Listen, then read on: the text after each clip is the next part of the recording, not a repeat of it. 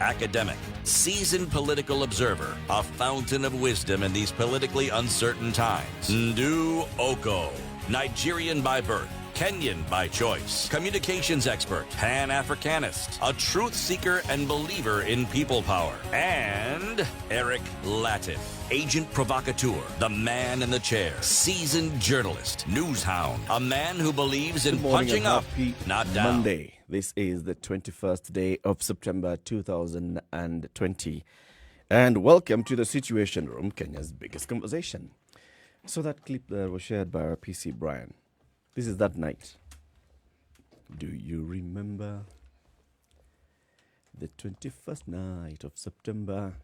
That is Earth, Wind, and Fire. Yep. Voila. They were reminding us about this night. Yes. It was an epic one. It was epic. It was epic. So, how are you? Me? I'm fine, thank you. Hey, How are you you? look radiant Why? and everything else. Why, thank you. What did you do? I didn't do anything. What did they do? Who? Who? Now so them find me, I beg. Now so them find me. That's what them find you. So, City, what do you suppose that means? They found her, they didn't find her. Oh, I am very, very clear about what happened. What you said. How are you, City? I am very well, thank you. Hey, morning. this one. your shirt, Today's man, shirt, today. my friend. My goodness. Omo. Even Uhuru would be jealous. I don't even know how to say it in English. You shine, so taste star, not fit look you. Oh, thank you very much. I told you you'd understand. You see, is it difficult to understand what you just said? That one is easy to understand. This is And how you to agree. distinguish between cotton material. You were just hiding the shirt under the jacket. And Cotton material and cushions. bas, ndio, brother. Usiongee mbaya nani, please. Oh no, I'm simply saying that some of these fabrics have versatility. You can, it can sit on your shoulders, or you can sit on them. You can sit on them. In some cases, you can even cover yourself with them. Actually, the alternatives are many. I'm simply saying that these fabrics that are attributed to the craftsmanship of Africans, they are multi-purpose. Completely. It's a very beautiful shirt. Thank you, sir. The president should see this. Well, you want me to be a subject of an executive order? Where? So buy your shirt tena nitaiva next week.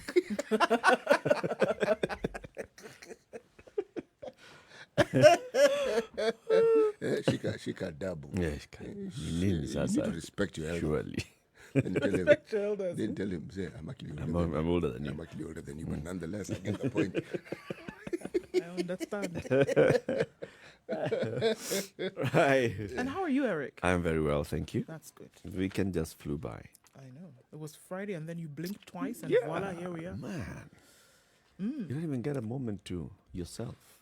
No? No. It's just gone. Just like that. No sooner Then. No, sooner Done. than. Wow. It even has sound effect. Okay. than pam pam pam. In Dolby sound. Surround. Surround. And glorious You know, this technical. surround thing, you really technically, you really must understand it. I had never known what it meant until I went to, and I've told this story before. Yes. Okay. Yeah. I don't remember the story. Just tell us the story. No. Tell the story. Told you the story. You haven't told us the story City, no, before. you have not. I have. There's this That cinema. was an us. It's called Cinemax. Built Nyali, Mombasa. I was living in Mombasa then. You didn't tell us the story. And- But anyway, carry on. Yes. And I went to watch a movie. And what took me there was not the movie itself. Huh? No, not really. It was the company. Company, yes, but they advertised the sound system so much so, okay? Then I figured, let me see. And so as I was sitting there watching, and it was a World War II movie, okay? It was called Pearl Harbor. Then at some point, there were these planes that started flying. Now, the angle of the camera was such that, Haki, there was this plane which was heading towards me. Kabisa, yani I could see it here. You were in Pearl Harbor. No, I ducked. What? The company I was with have never laughed so much in their lives. What are you doing? The plane was coming. I mean, you were being crushed. And the sound. No, that. And it passed. And you could actually just tell. You actually sense as though it just passed over your head. Then I said, man, I was told like that is not the sound was the noise. I said that one was 3D. I said, oh, so that's 3D with surround. See, the concept now had landed. I now understood. Literally. Yes, and I never went back there again. That was it. I'm not going to You be were having done. my life threatened like that. No. And I'm going to watch a movie. Sisi said no. You're going for entertainment. There you are. Bana, huh? Heart is in your mouth. Bana, and yeah, your life is being threatened. Surely. Never again. Nope. Welcome to the show, anyway. This beautiful Monday morning today, we will have various interesting conversations. This month, the month of September, is some significant month. It's a month to celebrate Alzheimer's and Dementia. right? And we'll be discussing that. I mean, when you talk about those two conditions, Alzheimer's and dementia, first of all, what's the distinction between each one and the other? Often the term is used interchangeably, really. Yes. Alzheimer's, they say, is a form of dementia. Yes. It's a form of. It's one kind of dementia. What other kinds Dementia do we have? takes on different kinds. At every stage of that disease, there is the likelihood that at some point it may simply halt there, likely, but not very likely. And then when it advances, then it gets to the point where it is argued that, you've heard of, you're talking about Alzheimer's, what about Parkinson's? Parkinson's disease refers to the same disease as well. But like most things, remember, when something is named after a person, because clearly it's someone's name, the reference is to someone who made a breakthrough in understanding that particular condition better than other people. Yep. Yes. Not that it's the person who had it the most. No. This is the person whose work enabled people to understand the disease a lot more. But this is often common even with procedures. Okay? Like pasteurization. It's named after Louis Pasteur. Have I pronounced it correctly? You're very good, actually. Well done, Titi. Okay, yes. This guy was clearly French, and he's the one who understood that milk being milk, for you to make it last, there's certain processes you must. So that process was named after him. Yeah. Yes. Oh, he named it. If you... Your Excellency, you're correct. He just decided this one is mine. It's mine, without me, would you have understood it? It's called me. It's like the Mutudo laws. How so very apt. They're Very, not very laws against Mutudo. No, but this is the man who made them popular. Yeah. But you know something? The person who actually began that crusade was it called Kaguthi or Kuguthi? Joseph Kaguthi. That is the man who actually began that actual crusade. So they ought to have been the Kaguthi laws. But I think Mutudo at that time, was MP for Naivasha. Yes. And he was in parliament. He brought in waged the law. War. Yes, and he brought the bill. And so it was named after him. That created this agency that Kaguthi then headed. Yes. So it worked well for both. It worked well for both of them. Yeah. So let's begin where we always begin. Fellow Kenyans. Fellow Kenyans and Africans and the world. Well, let's start in Kenya for now. 152 new infections on Sunday. The country has posted less than 200 cases on a daily basis since August. And this is largely attributed to the Ministry of Health's low testing capacity due to lack of reagents. So the new cases recorded yesterday were confirmed against 2,224 samples taken. And 110 patients, according to Cabinet Secretary of Health, Mutai Kagwe, 110 patients had been discharged after recovering, raising recovery so far to 23,887. With the new infections, this takes Kenya's tally to 36,981. 2 more patients succumbed, so that's an additional 2 deaths, taking the numbers to 648. Okay? That's what's happening in Kenya. Let's take a look at what's happening around the world. A lot of countries are entering what they are calling the second wave across board, from Canada to the United States to Spain, France, the UK. Not talking too much about this right now, but a lot of the countries in the West talking about the second wave. And China had that conversation sometime, but that seems to be dead in the water now. In the United States now, 7,004,768 cases, with now over the 200,000 mark, 204,118 dead in the US. India also suffering quite high numbers, 5,485,612 cases so far, 87,909 deaths in India, and the cases continue to rise. India has conducted 63,661,000 tests. Brazil is also high up there with 4,544,000 cases. Russia now with 1.1 million, and Colombia, Peru, and Mexico with 765, 762, and 697,000 cases, respectively. And so we are looking at more cases in the Western countries, France, the UK, Italy, Germany, Canada, which also saw the lowest number of cases that they had seen over a 2-month period. However, they've seen a spike most recently where they have, embraced this and dubbed this the second wave. It was interesting because we also saw a report of some Kenyans in Canada who had gone quickly and wanted to come back. But a lot of the consulates now have closed, and because of that, they will not be able to come back until probably next year. So you see that what they're calling the second wave has then now made them close down offices they had reopened and such, institutions that they had reopened in the last couple of months.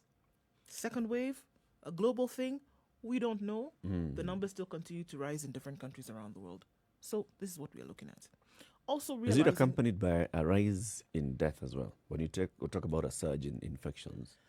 no, interestingly enough, no. Because when they look at this, look at the countries that talked about a surge in the last, France, Spain, the death toll did not rise the way we saw it when they were initially recording these high numbers of cases. So the deaths they were looking at were between 1 and 15, whereas you would see 600, 700 dying in one day. But nowhere near that now. Okay. Okay? Uganda. Okay, so let's look at Uganda, who we know also has now given reports in terms of how they're going to Why are open you up laughing, Sidi? the economy. Uganda. You know what you did, Eric. If they can call it Mijingo.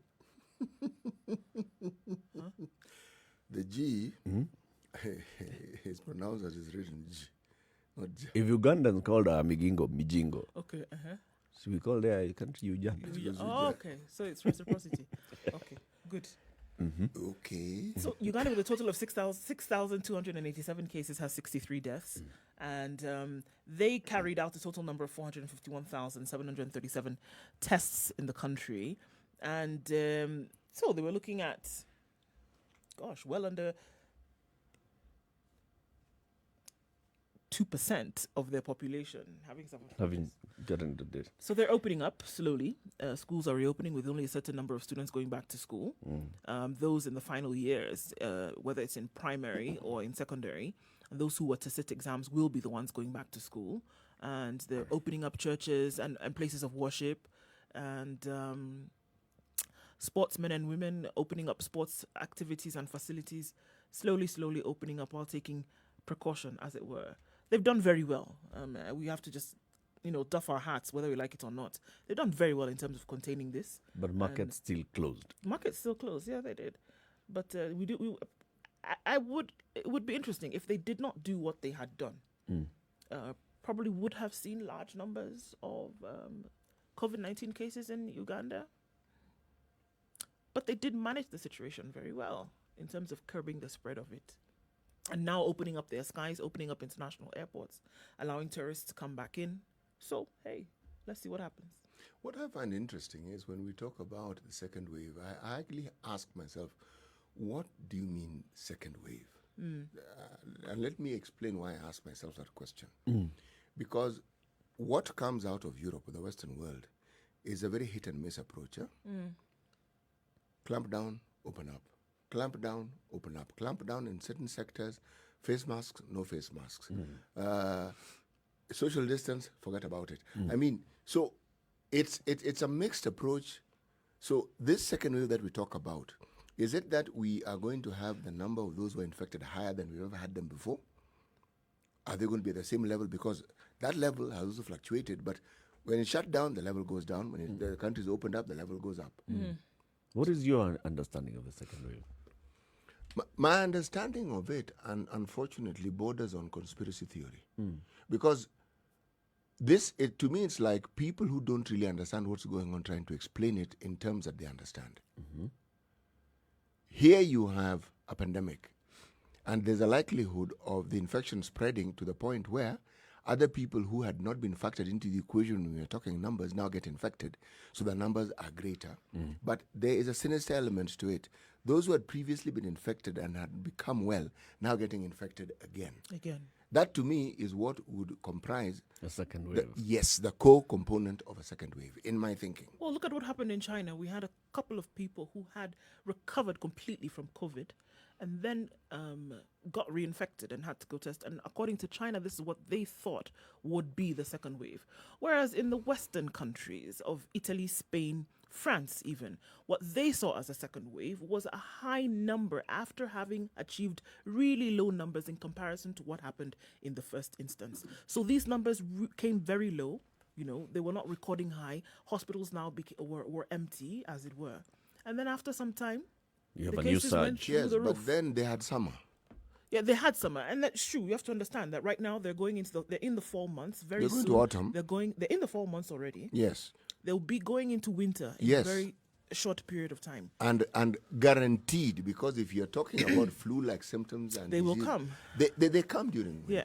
So summer opened up the countries, these countries you speak of. People went on holiday, people went to their favorite destinations, and they were not observing any of the rules that had previously been mentioned as the rules you require to keep COVID at bay. That's the thing. So this second wave we speak of, was it that more people got infected as a result? Because a lot of the infections, remember, on the return back home, people would get tested. Lo and behold, this person was not positive when they left, but they're now positive. But now they're positive once they come back.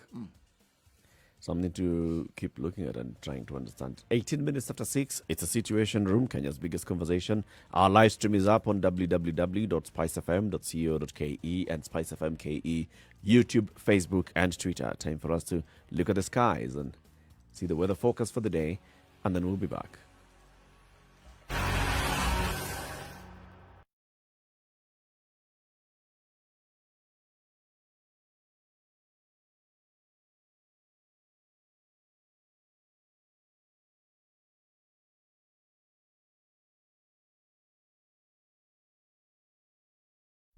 Classic soul, R&B, smooth jazz, neo soul, and nostalgic ballads. Make some noise.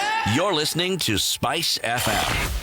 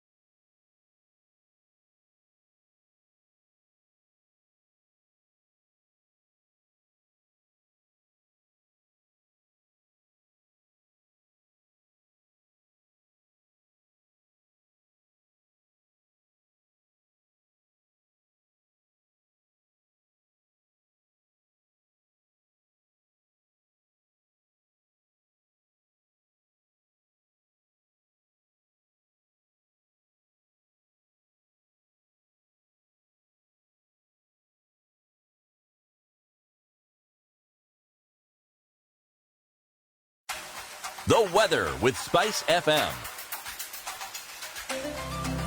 Experiencing clear skies in Nairobi at the moment at 13 degrees. It's going to go to a high of 25 today and lows of 12. Clear skies at the moment and a chance of showers later this Monday morning. Let's take a look into Nakuru where it's clear at 13. Experiencing thunderstorms later is what the forecast says. Highs of 23 and lows of 13. Njeri is mostly cloudy at 14 degrees. We'll see highs of 23 and lows of 13. Thunderstorms also forecasted for this town. Eldoret. Clear skies at 13 degrees, highs of 20 and lows of 12, also with thunderstorms in the forecast. Let's take a look into Kisumu, where it's mostly cloudy at 19 degrees, highs of 27, and a chance of rain later, coming down again to lows of 19. Partly cloudy conditions in Kakamega at 16 degrees, highs of 24 and lows of 16, with showers expected later. Clear skies in Mombasa at the moment, going into partly cloudy conditions at 23. We'll go to highs of 29 today. Let's take a look into Malindi, where it's partly cloudy at 24, going to highs of 28, coming back down to lows of 24. It's 19 degrees and mostly cloudy in Kampala, highs of 27 and lows of 19 with expected showers later on. 22 degrees and clear skies in Dar es Salaam for the moment. We expect patchy clouds later. We'll see though, and the fog should be quite low for most parts of the morning in Dar, with highs of 30 and coming down to lows of 22. It's clear skies and warming up quite significantly in Joburg, 17 degrees at the moment. We'll go to highs of 27 and down to lows of 9. Scattered thunderstorms being experienced across Lagos, 30 degrees at the moment. This will be the high for the day. We'll come down to lows of 23. Let's go east, where Beijing is mostly sunny at 23 degrees well into the afternoon Monday. Highs of 28 and lows of 16 today. And back west into London is 15 degrees, highs of 25, and expected to be a foggy day when Big Ben tolls. Paris is clear at 16 degrees, highs of 27 and lows of 12. And we'll finish things off this morning in New York, where it's still Sunday night. However, we will see highs of 30 and lows of 17 today. Partly cloudy conditions at the moment.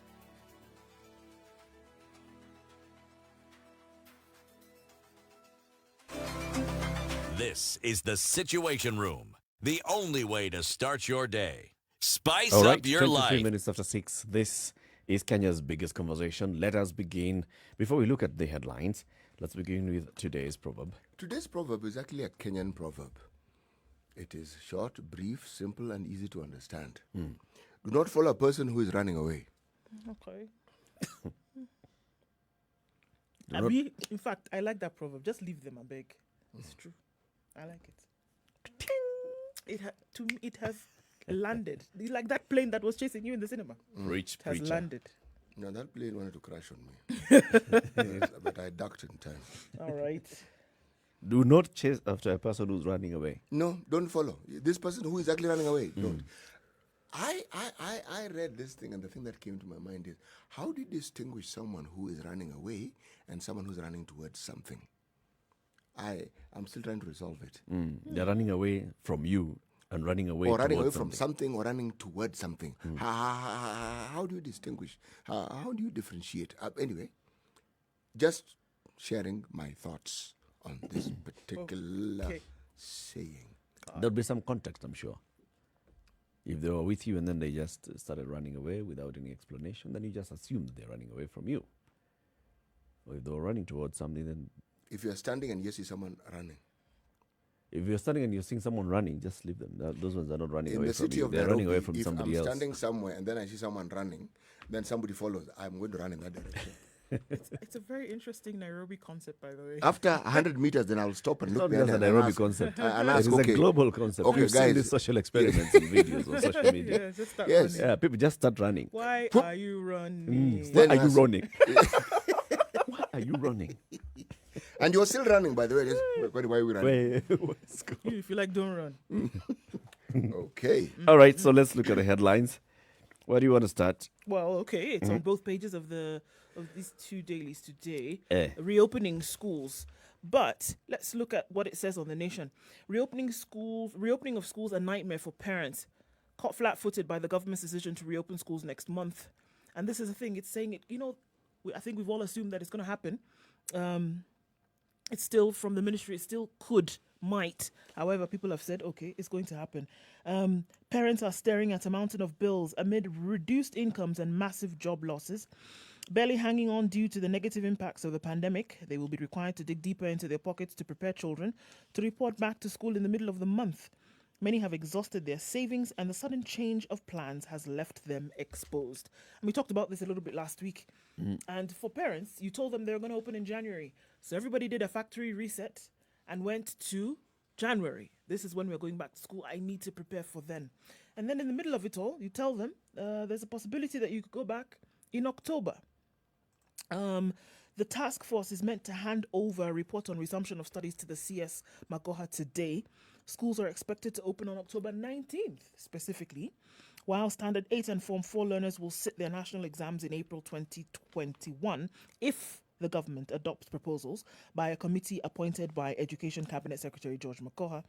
The committee also recommends that schools' calendar be revised to allow the year to begin in June instead of the usual January to November cycle, and the learners will not repeat classes as it had been announced earlier. So there's so many things that seem to be still up in the air at the moment. Too much. Everything is just too much up in the air. And if you Yeah. just look at the reports, especially in the papers in the last, say, 2 weeks, right?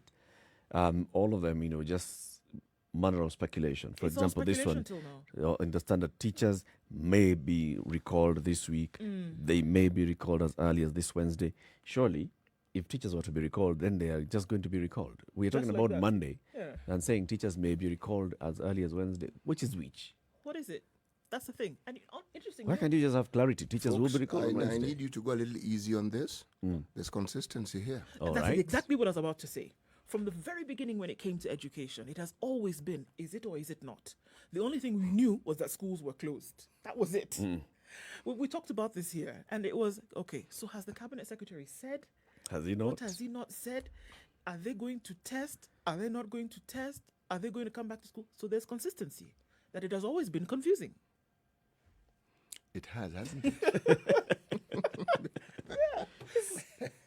No, it But is. also, I sometimes ask myself, is it two different narratives or many different narratives that just keep popping out because of the lack of clarity from the ministry, or is it that the ministry has been clear, but then people are still trying to force through a story, a narrative?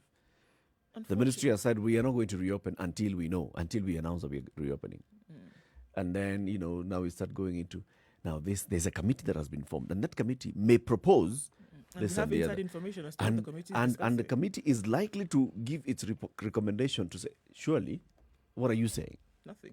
Actually, I would consider, if we were to go by the history of recent occurrences that are COVID related, that what you're saying lends itself to the truth more than any other narrative in this sense. Okay?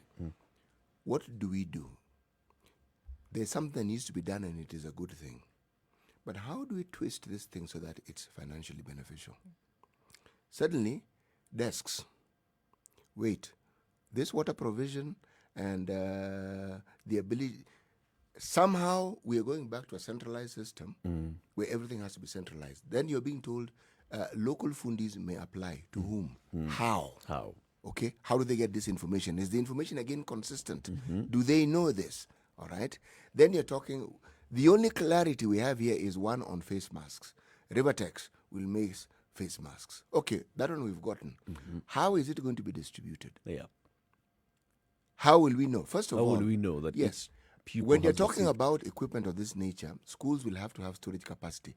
How will you confirm that all these schools that you're talking about, and there are many, have the storage capacity? And when I say storage capacity, I mean safe storage capacity. You have storage capacity that is so daunting, you might as well leave those things out in the open. Okay? So, these are questions that nobody wants to address or nobody wants to respond to, but it seems to be heading towards the direction that other COVID issues have headed before. So make it grey, leave it confusing so that Yes. it leaves up all opportunities open. Then you're told the government has said that this is what you are all going to do. And you ask the question, all right, why don't you issue an edict of that nature and say, folks, given where you come from, how can this be best operationalized? Because believe me, people who live in those areas know how these things can be done. Yep. They Yeah. live there, for heaven's sake. Even if there isn't sufficient water, they know how they survive. How do they do it? There must be a way in which they do it. Have we heard of a government plan to say dig boreholes in certain parts In of the country? schools? Yeah, have we heard of such a program? Nothing like we that. haven't heard of such a program. You know, the equipment to contain the water to use, that is a small matter. That's a small matter. The source of the water The is source of the something water more is the important. issue. Yes, that's a Yeah. small matter. The water has to be there. Yeah. Yes, I was about to say the water has to be there in person. Then I- It's okay. This one can even walk. So again, one doesn't hear that. But what one hears, unfortunately, does not encourage one to build their confidence on what has been planned. Unfortunately. No, unfortunately, it doesn't. And from just what the outcry is that I see a lot of folks holding their children back, just to say, you know what, we don't even know what's going on here.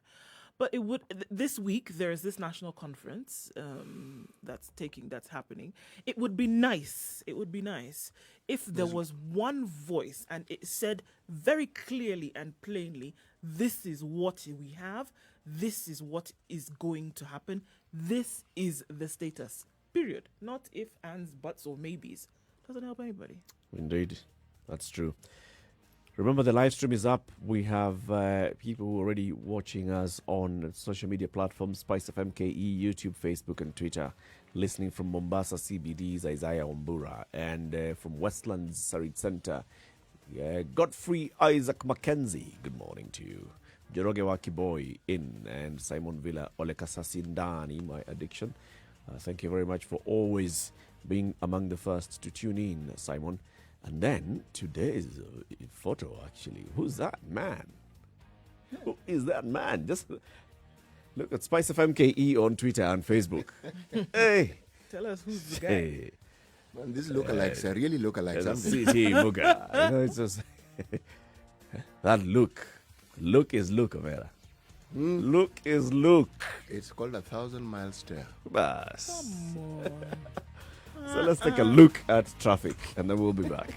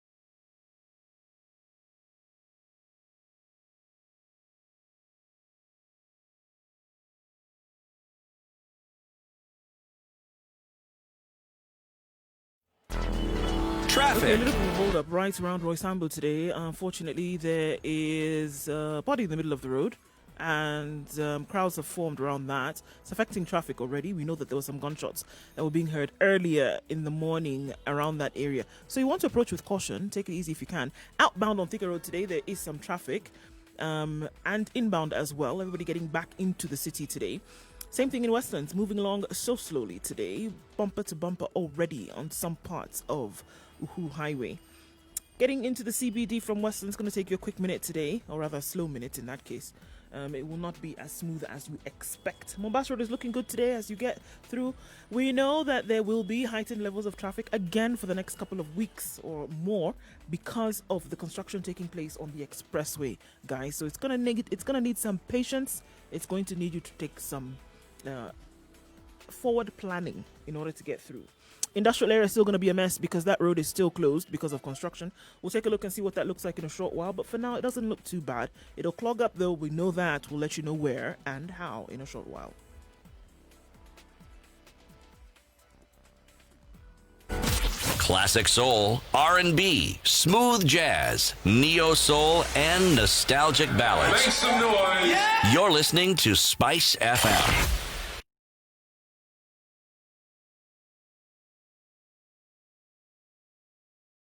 Mature, intelligent talk every morning.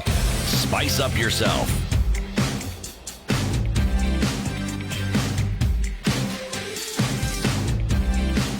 All right, Mornings 24 minutes. done right. 94. We'll have to have any of the big names somewhere. If not Raila, it's Ruto, or if, in some cases, both. The Standard, Raila Ruto clash over the hustle tag and the BBI. And then the Nation, Ruto, the man on a cleansing mission.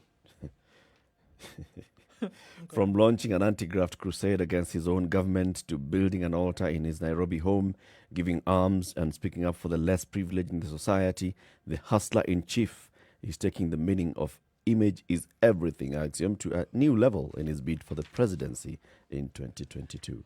He says, Jesus himself said in the book that it's more blessed to give than to receive. Which book? One of those books. Where Jesus spoke to.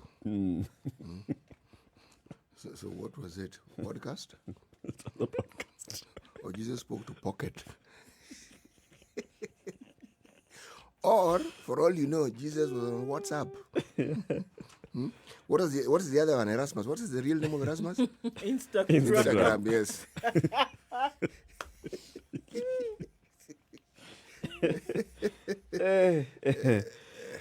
So this hustler story is just too much too much.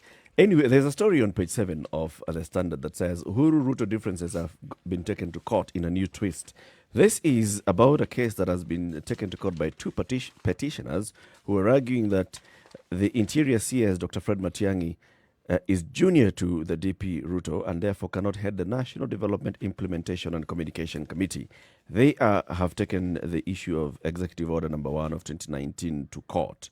This executive order, remember, is the one that creates some technical committees and organizes the government, and says that Dr. Matiang'i is to head the National Development Implementation and Communication Committee. They aver that the derogation of the role of the Deputy President and the grant of his powers to other officers violates the Constitution. It purports to derogate the role of the Deputy President to deputize the President. They are saying the principal assistant to the President is the Deputy. And if you have an executive order that then brings in somebody else to appear to be coordinating government functions, to appear to be doing the job of Deputy President, then that is against the Constitution. The people who have taken this to court are two law students, David Shiori and Daniel Mudengi. You know, it's interesting.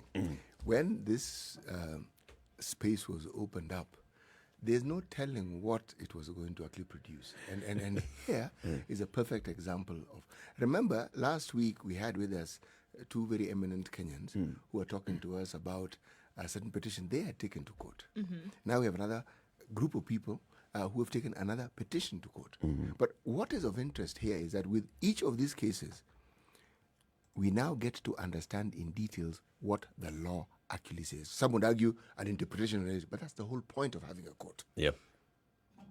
And if you don't agree with that particular interpretation, you take it to a higher court, where there is more than one person who then will give you their interpretation of it. Exactly. And if you don't agree with that particular group, you go to an even larger group of people who they'll give you. But all good.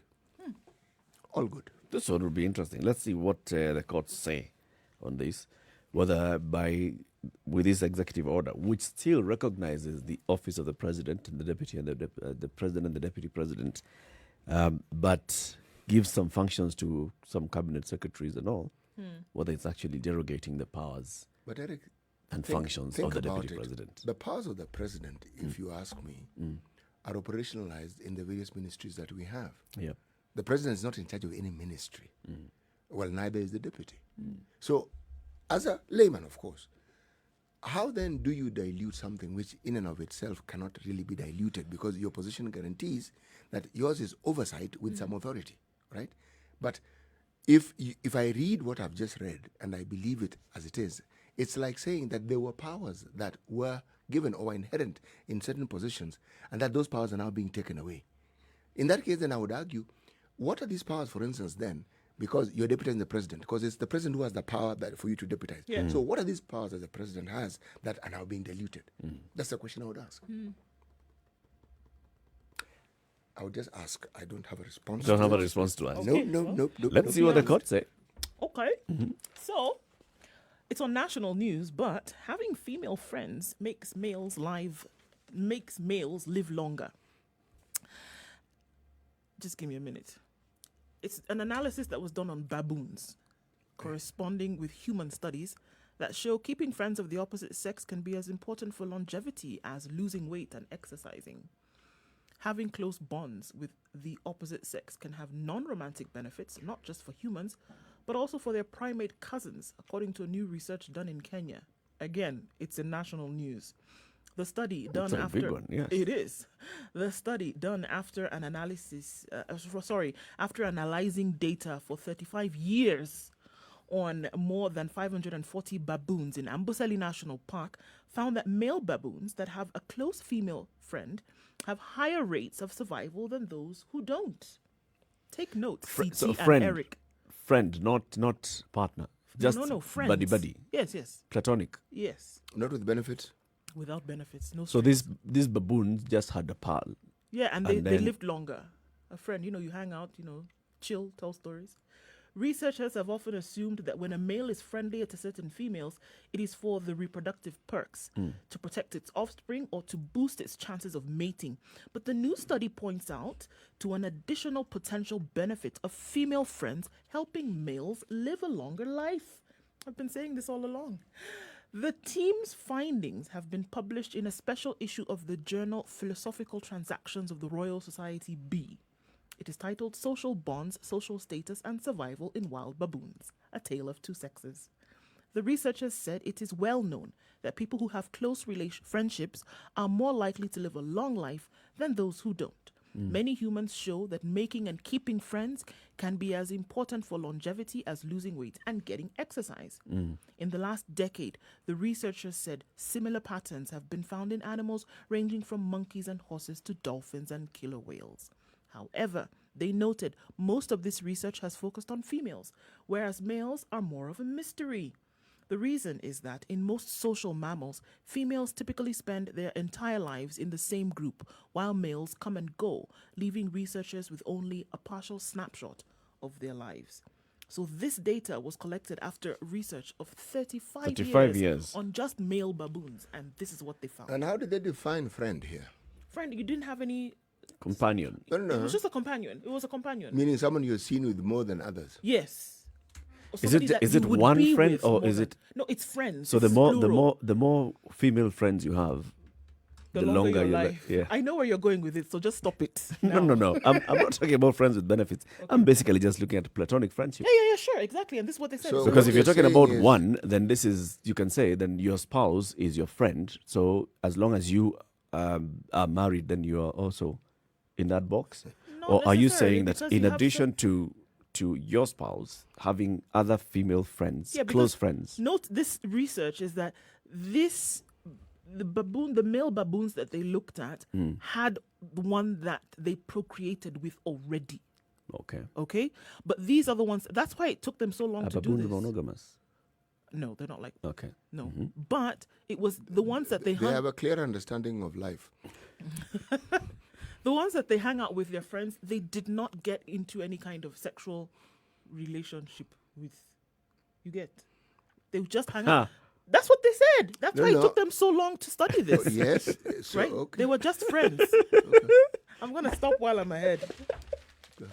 In other words, you need to live long. So there's a baboon, and there's a group of females, and there's some females that this baboon will not mate with. Yes, didn't mate with. When they are watching. But they are buddies. They're friends. When they are watching. You could say that for humans too. That's where I'm heading. But, you see, you can't bring that discussion to human, because if you start talking about a man, Say that male, the baboons are the humans' closest male, cousins. those are people who clearly have relatives in that particular sphere. It's all, it's okay.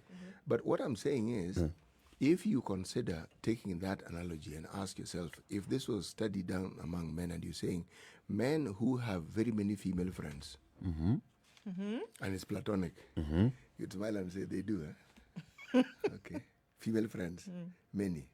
Platonic. Yes, and It's there's- possible. and there's Isn't it? Yeah. Many. Okay, It's possible. of course it is. For Just example, like, you look at the circles, work colleagues, or maybe this one is, People you meet at church. yeah, Okay, and your friends. of course. People in Bible study. Note that since 1971, researchers have followed these individual baboons in southern Kenya on a daily basis. That's more than 35 years. It's more than, but you see now they've the data now they have collected is within now. They just started watching, but then now, the 35 I'm years. certain what that if one read the reports tend to be more comprehensive, and of course there'll be the definition of what they mean by friend. There'll be other things that are clarified. Yeah. So I will leave that matter there. He's not convinced. Oh, no. I am convinced that baboons live longer when they have female friends. That I am convinced. That are you convinced? I'm convinced.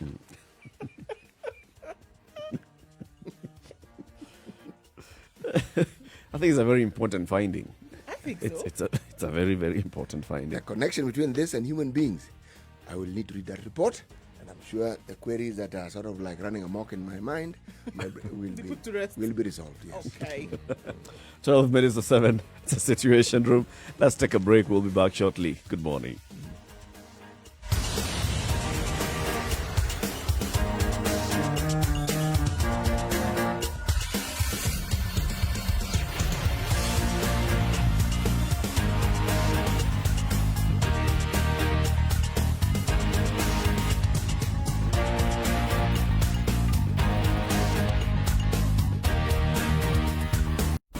Classic soul, R&B, smooth jazz, neo soul, and nostalgic ballads. Make some noise. You're listening to Spice FM.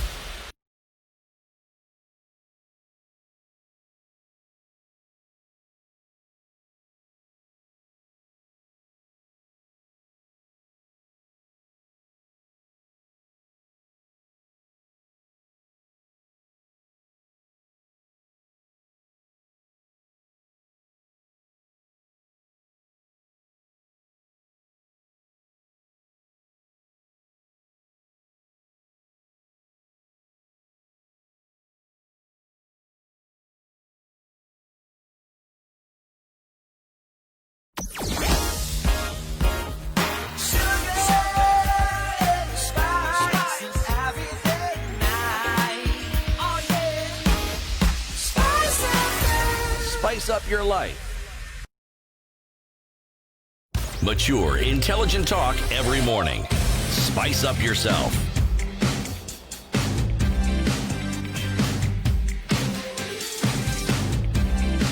All right, other headlines, City. Okay. Your favorite, the business paper. My favorite, the business. It is my favorite for many reasons. They seem to pick on headlines that other people don't even probably touch on. And when other people touch on them, it's on page 6, 7, 8, or it's closer to the obituaries. All right? KQ rejects master's degree push for its boss in nationalization bill. All right. The bill had demanded that if someone is to be the CEO of Kenya Airways, they must have a master's degree. KQ said, "Apana, Who in KQ now is saying this? my friend." The board, Yes. the current CEO. Yes. Board. See, they take you. They've said, no. It's not a must. No, Imagine it's one not a degree is sufficient. And I agree with you completely. That's why I picked on it. Because when you think of education, or higher education as we call it, sometimes it's overemphasized. And for the simple reason that people don't understand that higher learning is actually, yes, apart from educating you, it's supposed to actually open your mind. It's the experience of being in that institution. The experience more than anything else. And that's why when people get their degrees, you're told that you're given power to read and all that pertains to it. Meaning it's like, folks, now that we've opened up your mind, continue opening it up. But if you look at any qualification you have, think about it. How much of the knowledge that you actually acquire do you actually ever use? It's really a tiny fraction. And you often ask, did I really have to go through that? Yes, it's the experience. The experience is the real benefit, if you ask me. The exposure to everything. Yes, it is. It is. And that and the social interactions that you have if you're within the campus. The interaction with knowledge is good, yes, but the interaction with others is also a good thing. Yes. Now, when you want to say that in order to be able to head an organization, you must have this additional academic qualification. No. The truth is you don't. You don't. No, you do not. What they need to be telling us is the sort of experience they require of someone to have, because that experience is what's going to count. It's practical. Yes, not your academic qualifications. There is no qualification you're going to get that focuses on managing an airline. It requires you to have experience in that field for you to know. So, I am in full support of those who have given this pushback. Pushback. Yeah. Okay. Speaking of things that took the country or threw people into a tailspin over the weekend, Pumwani childbirth saga reveals a sorry state of maternity hospitals. Its name should elicit lovely images of proud mothers, bouncing babies and joyful families. And for some years, Pumwani Maternity Hospital in Nairobi delivered excellent services. Birth was its byword. Then somewhere along the way, things changed. Neglected by city fathers over the years, the once famous hospital is now a pain for mothers. Hardly a week passes without a bad incident. At the weekend, a video clip of a woman in labor lying on the tarmac outside the hospital caused outrage. She had been turned away by the guards from the only place she knew her baby would be safe. But she trusted her maternal instincts and successfully delivered with the help of a good Samaritan. Shockingly, the Nairobi Metropolitan Services went on the defensive, saying the incident took place when nurses were on a go-slow. The director of medical services at the NMS insisted that essential services were running, yet the woman in labor was barred from accessing the facility. Delivery certainly was not among the essential services. Women leaders reacted with fury and demanded an investigation to stop a reoccurrence. Homa Bay woman representative Gladys Wanga dismissed Dr. Kibaru Mbai's statement, saying the guards could not have acted without instructions from the management. Of course. Of course. There's absolutely no way that the guards just made a decision that on their own. Yeah, amuingi hapa. Yeah. You know, the guards do follow instructions. Yeah. Yes, they do. Yeah. They do. And that was a really, really, really unfortunate incident. I mean, you know, it's unfortunate because it hit the papers. There were clips about it, and we got to know. It's not any different from this story that has refused to come to an end about Black Lives Matter. The moment it hit the media, the reality that other people have lived with for the longest time now became a subject of public debate. There you go. The issue of Pumwani has been there for the longest time. You required the situation of a desperate mother to actually characterize it and encapsulate it so that people can understand this is the net result of what we've been talking about with reference to this place. The issue of poor maternal health care in this country is something that women have been dealing with for a very, very, very long period of time and have been crying and asking for at least the slightest improvement so that women are not dying or that their children are not dying when giving birth. If you were to actually understand what happens in many maternity wards, you'd be surprised the number of women who actually sleep on the floor. Yeah. Meaning the bed capacity failed overflowing on the floor. Now, this story, I think, becomes even more bizarre and heart-tagging when you juxtapose it to the stories of what is stolen. with every turn of the head, the ministry whose duty it is to ensure that these institutions function as they ought to, and what goes on there. There is no ministry in this country that champions, that takes the cup when it comes to these matters more than the Ministry of Health, unfortunately. Yeah. There's none. And just when you think that this particular story you're reading of will become the worst you've ever heard of, another one appears. Another one appears. So you actually gobstopped. You actually wonder, okay, so what exactly are we dealing with here? Even the ones you're talking about, women sleeping on the floor, delivering on the floor, the ones where they were kept there, they couldn't pay their bills, all sorts of things. Did you think, just like you're saying, did you think you would come to the point whereby a woman's baby is crowning outside the gate of a hospital, of a maternity hospital, Why do you think I call it where bizarre? she should be giving birth? I mean, how much further from Why couldn't they just let reality her did in? you get? Just let her in, for goodness sake. What was it going to do? For crying out loud. Why?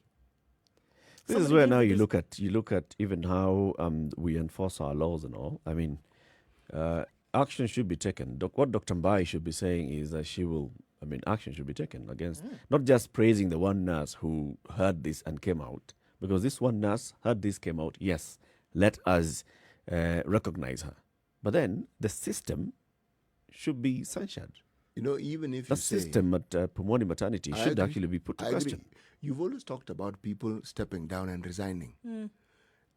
This one shouldn't be there. This is criminal neglect. What if your complications... What if she What died? if she had died? And what if the child had also died? Yeah. What if, yes, what if? Because that is a real what if. Yeah, Out in the open. that's absolute crap.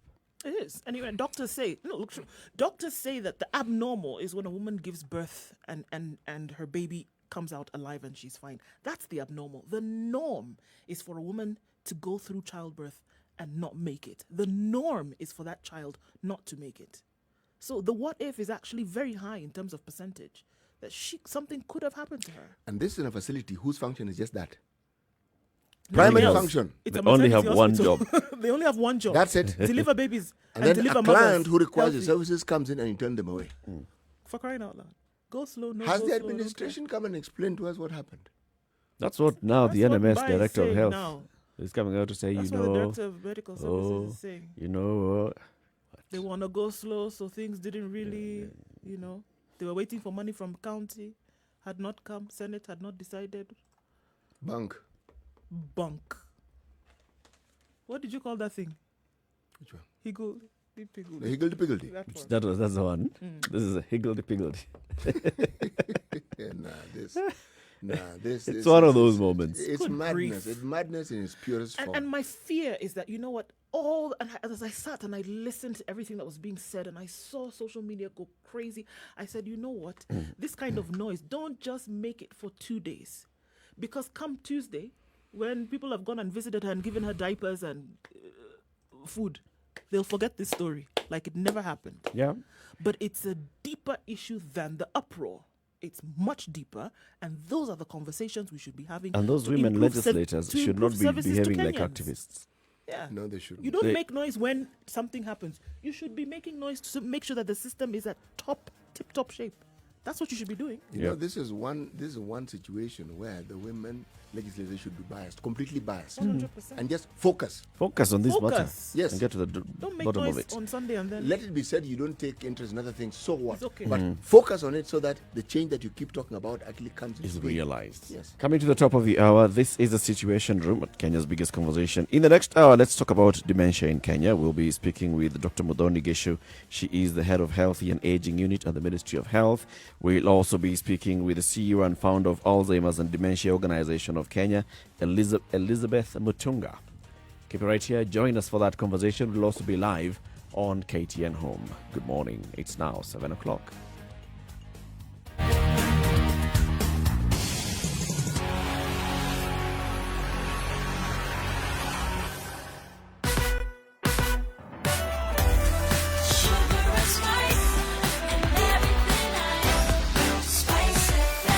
Spice up your life. Traffic. Right, so what does it look like on the streets this morning? Okay, so not too bad on Mombasa Road. We're going to see that hold up until about Nyayo Stadium roundabout. And then getting out of there on Uhuru Highway all the way through to Westlands. It will be bumper to bumper for some time. It's already there. Getting into the CBD from Thika Road, also not too bad. At the overpass at the Globe Cinema, where that was, it's getting into the CBD without too much of a headache. And we will see heightened levels of traffic within the CBD this morning. It's already starting to build up. Coming out of Ngong Road and off of Langata Road, it's not too bad either. But as you join these other major highways, that's when you're going to have the problem. Okay, outbound on Thika Road seems to be a bit of a hold-up as well. There was the issue around Roy Sambo this morning, and that body is being cleared. Police are on scene to take care of that. So hopefully that won't cause too much of a problem. Industrial area, Ion Industrial Area this morning, the roads are still being sorted out, still being worked on, so those roads are closed. Likoni, Lunga Lunga, and then heading out towards Jogo Road. So plan ahead of time so that you get out without too much of an issue. Let us know what you see this morning. Spice FMKE on Twitter. Let's see where we can help you out or where you can help someone else out.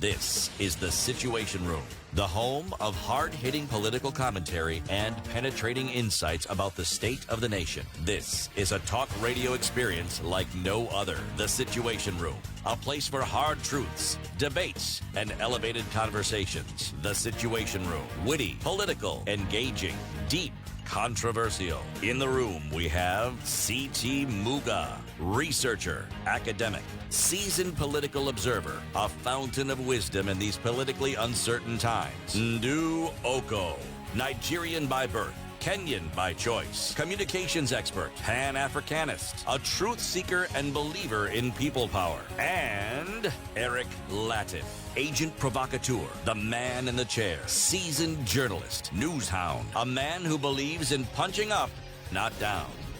This is The Situation Room, the only way to 2 start minutes your after day. 7. This is Kenya's biggest conversation, broadcasting on 94.4 in Nairobi, Mombasa 87.9, 102.5 in Kisumu, 96.0 in Nakuru, 96.7 Eldoret, Njeri 90.9, Malindi 97.7. We want to welcome the audience on KTN Home. Thank you very much for joining us this morning. Happy Monday. You'll be with us until 9 o'clock.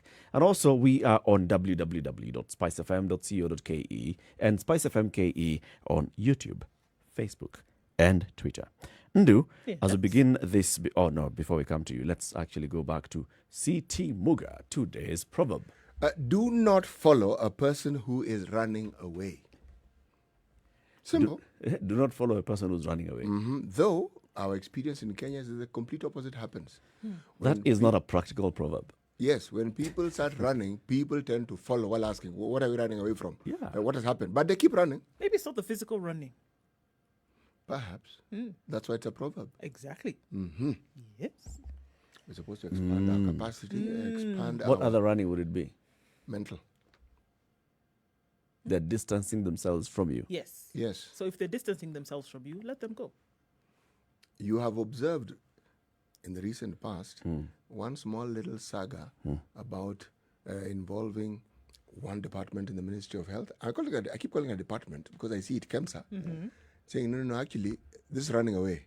The minister told me, and just in case you think it was only the minister, the PS also told me, that's running away. Because you are the head, you are the CEO, you're in charge. Don't chase after them. But anyway, we will continue. Just carry your cross. Nope. Pass it on. Oh, yeah. Anyway, so this month, we said the month of September is important when it comes to some aspects of health. And which ones are these, Ndu?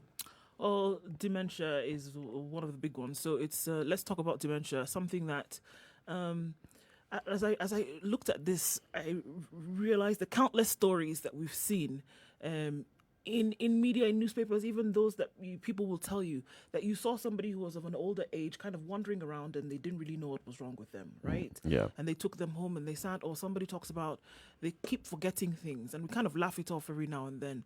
But it actually turns out that it has become something quite serious. That with Alzheimer's disease, all right? Alzheimer's, dementia, both of these things are being commemorated this month. But more interestingly is that to speak about them and to talk about the realities that more and more people are facing over time. And these two mental issues have been bothering quite a number of people, but we never really talked about it because we don't like to talk about mental health as much as we should. So the encouragement then lies now here when we look at these issues and say it's about time to start speaking about them because more and more people are suffering from them. Dementia is a decline in mental ability. It's severe enough to interfere with daily life. Now, Alzheimer's causes dementia, right? Alzheimer's disease, when you have memory loss and a general depreciation of mental health or your mental status. And Alzheimer's then now can cause what is dementia. And dementia now, it just becomes so severe that you're not able to function properly on a daily basis from your mental state. And so it's having the conversations around this. Might you have somebody that you live with who is suffering from something like this, but because we don't really grasp it, you're not really sure then of what exactly is going on. In the past, you would have said, well, that one just, lost it and, left them to finish their days on earth. And that usually was the case. But to have conversations about this is that you can at least allow or be fundamental when it comes to, older people living a life that is a little bit more comfortable, even when they do live with these two conditions. Does it come with age necessarily? It is associated mostly with age, but with time, as the understanding of the disease or the condition, because dementia actually is a condition, general condition, as the understanding of it has become broader, it has been understood that even people who ordinarily could not be referred to as old in any sense of the word have also experienced it. Yes. There are things which enhance it. One, they would say it's hereditary. Some say it's certain lifestyles that also exacerbate it. Yeah. And the truth of the matter is that when it comes to understanding it fully, as I say, the jury is still out. There's still a lot to be understood about it. Because even when people say that in Kenya, more and more people are experiencing it, you need to ask the question, is it that we've gotten to a point where we understand it better, so we're able to diagnose it better? And that's why we're saying the numbers have increased. And maybe the numbers were always there, but we didn't quite know how to determine it. Or didn't want to discuss it. Or reporting it now. Or didn't want to talk about it. Yes. Yeah. So you don't want to talk about it. The likelihood of then you reporting it or taking somebody like this to hospital diminished then completely. Was out the window completely. Nobody really wanted to talk about it before. Let's bring in two people who will help us to discuss this conversation this morning. This is Elizabeth Mutunga. She is the CEO and founder of the Alzheimer's and Dementia Organization of Kenya. And Dr. Muthoni Gishu. Dr. Gishu is the head of Healthy and Aging Unit at the Ministry of Health. Good morning, ladies. Good morning. Good morning. Very good to have you on the show this morning. Welcome to the Situation Room. I want to start with you, Elizabeth. You are the founder of ADOK, the Alzheimer and Dementia Organization of Kenya. Tell us about this organization. What is it about? Okay, the Alzheimer and Dementia Organization of Kenya is an organization that supports caregivers that have a loved one living with dementia. The organization came about because my dad had dementia around 92, and it took us 15 years to get diagnosis. And also I could not get a support group to plug into. And that is why I looked for a way to support another caregiver so that they do not take that long to get the support that they require. And so we create awareness on the condition, and then also we support the caregivers through support groups, through creating awareness in their neighborhood, so that in case their loved ones wanders away, they're able to have the neighborhood support them and bring them back home. And also we also try and create awareness on the condition, because a lot of people have seen the symptoms, but they do not know what it is. And Dr. Gishu, let's first of all start with the definitions with you, because just like I was asking in the beginning, what's the difference between Alzheimer's and dementia?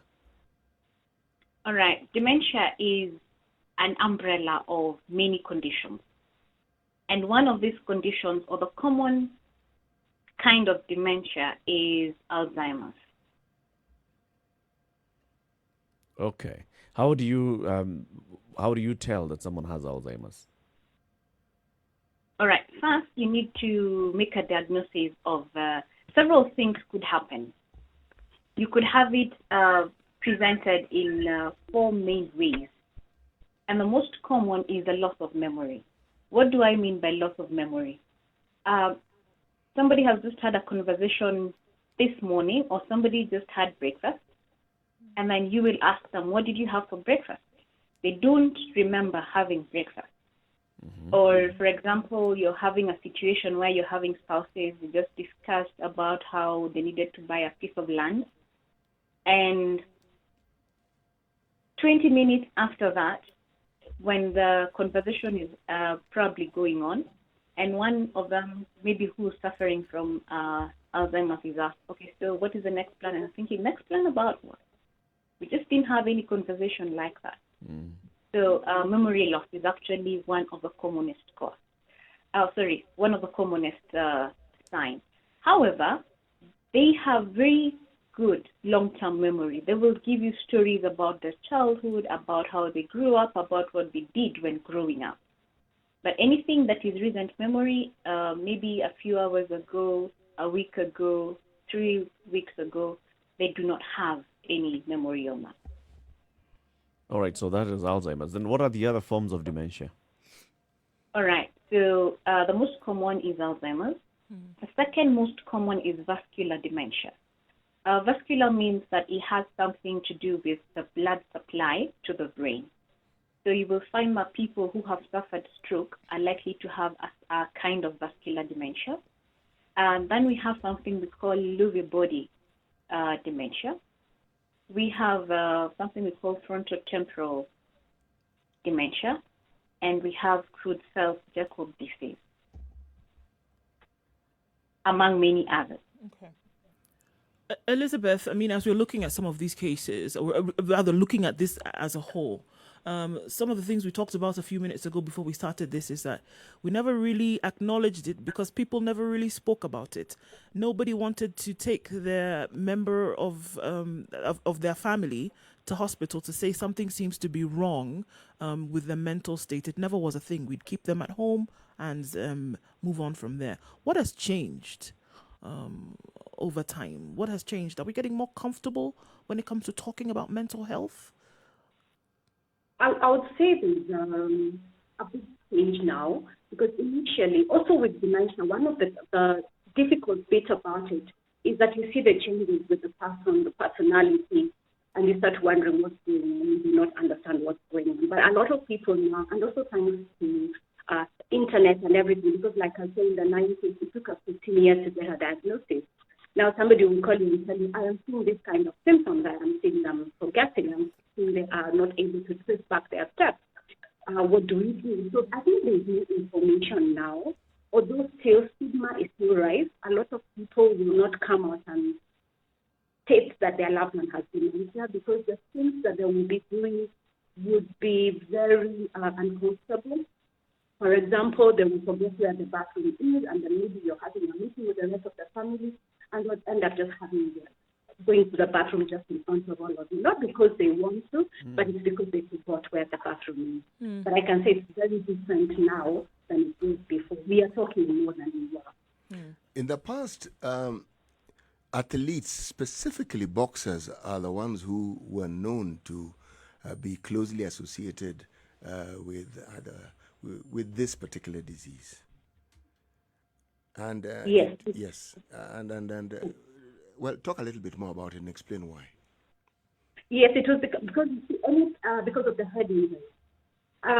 One of the risk factors is head injury. So anything that, if your head has been hit, or even maybe things like even how we're using motorcycles now, and maybe it's one of the empowerment, when there's constant damage to their head, it will cause head injury, and that is why we saw a lot of boxers having dementia. But also, depression has also been associated with the disease. And if we look at our country, now I'm coming back to Kenya, again, if we were to go by what we read in the media, or rather what we encounter in the media, what we read in the papers, is that there are more and more cases that we keep hearing of people experiencing depression. So could there be a direct correlation between this experience and what, again, has been touted as the rising cases of dementia in our society? I would say yes. Depression is one of the risk factors, but also by the time the doctor is actually running all the tests, because they have to check, because there are also two types of dementia. There's the irreversible and the reversible type of dementia. And the irreversible type is like Alzheimer's disease, Lewy body, all the ones that Dr. Muga talked about. But the reversible one, for example, if somebody has a vitamin B12 condition, maybe they have depression, maybe they have a thyroid condition, if this is sorted, then they're able to go back to their normal life. But yes, with the increased number of cases, and one of the things that we say, stress could also be a contributor. There is no known cause yet of dementia, but it could be a contributor.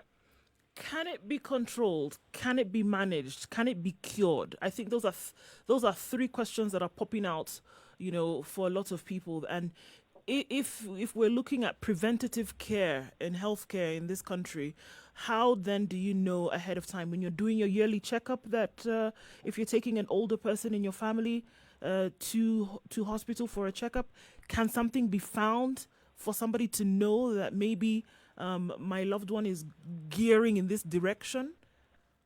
Are there indicators? I would want Dr. Muga to jump in there. Yeah. All right. 40% of the dementia cases we have are actually preventable. Okay. Can it be managed? Yes, it cannot. It can be managed, but it is not curable. So what does that mean? That we have to invest heavily and intentionally in prevention. Mm-hmm. And when you're going for an annual checkup, we need to have older persons go for a comprehensive geriatric assessment. And if these people will not go for a comprehensive geriatric assessment, when everybody is going for the annual checkup, they can always request for a cognitive screen. This allows opportunity for the caregivers to pick possible early signs that may not have been picked or may not have been seen or may not be easily noticeable. The 7 stages of dementia. In the very early stage, which is a very mild cognitive impairment, there is likely that not much would be picked. But by the time we're getting to the 2nd stage, there is a lot that can be picked early enough to allow preparation as the disease progresses. This is obviously something that's being paid attention to on a national level, Dr. Gishu, and even from the Ministry of Health. Why this attention? Why is it important to look at it from this point? We're asking more and more stakeholders then to be involved.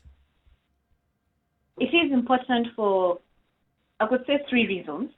One, the risk factors for dementia are things that, apart from the genetic ones and the familial ones, majority of the rest are things that are within our control, something that we can do something about. When you look at providing education for children, both primary and secondary, preventing head injury, being physically active, having good diet, when you look at all the 12 risk factors, those are things that we can do something about. That is one. Secondly, it helps us prepare the individual, the carers, and the family on what it means to have or to take care of a person living with dementia.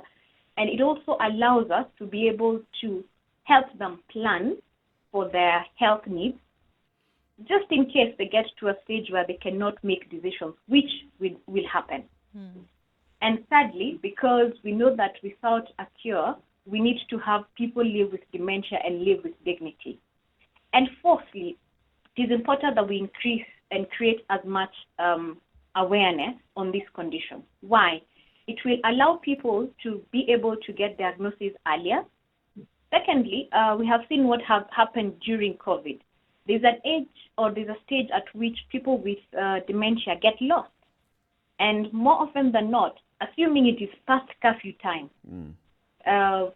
these people are likely to either be found, and since we don't have much awareness, they will be found to either be intentionally going against the law, and you know that what that could result to, or they will just get lost. And since we are not able to trace them, or they're not able to trace back themselves to their places, it means they could get lost and get lost forever. So what does that mean? The family and the carers will always be anxious looking for their people. But if we know more about dementia, we will easily be able to trace and quickly be able to help these people trace back their home. Okay. I know that you've talked about this 40% of cases being preventable.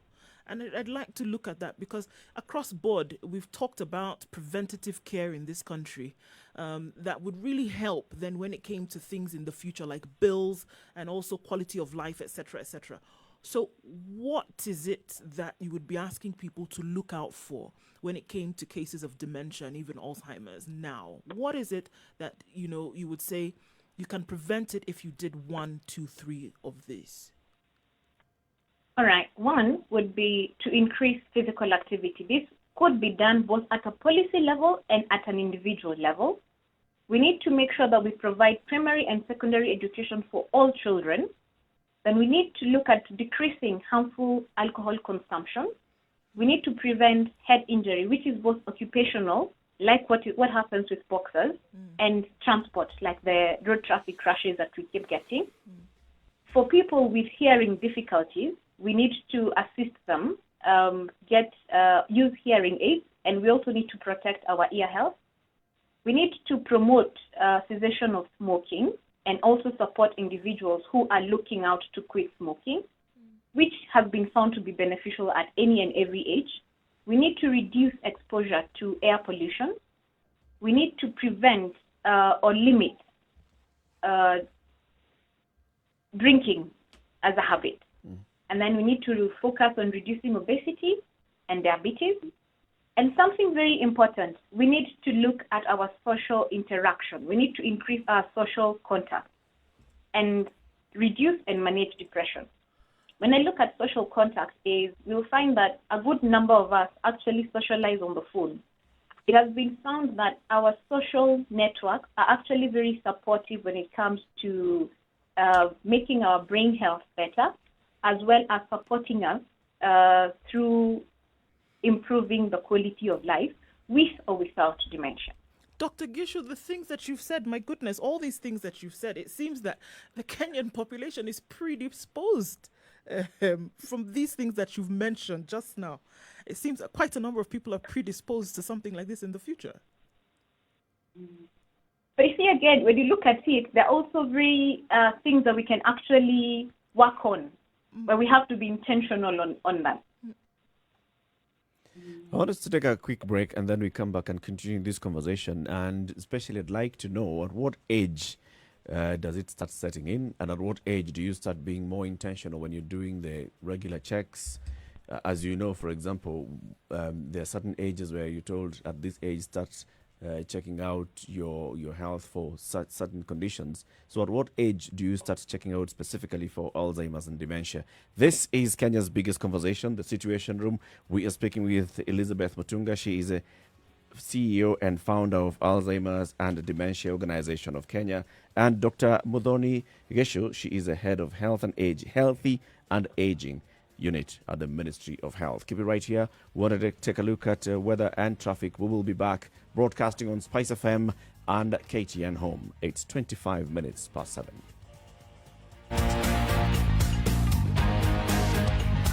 This is the Situation Room, the only way to start your day. Spice up your life.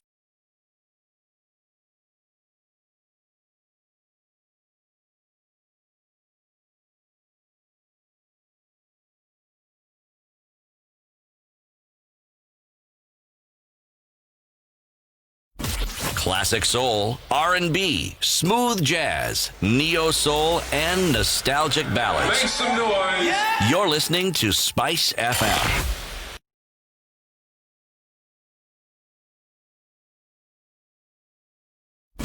Classic soul, R&B, smooth jazz, neo soul, and nostalgic ballads. Make some noise. Yeah. You're listening to Spice FM.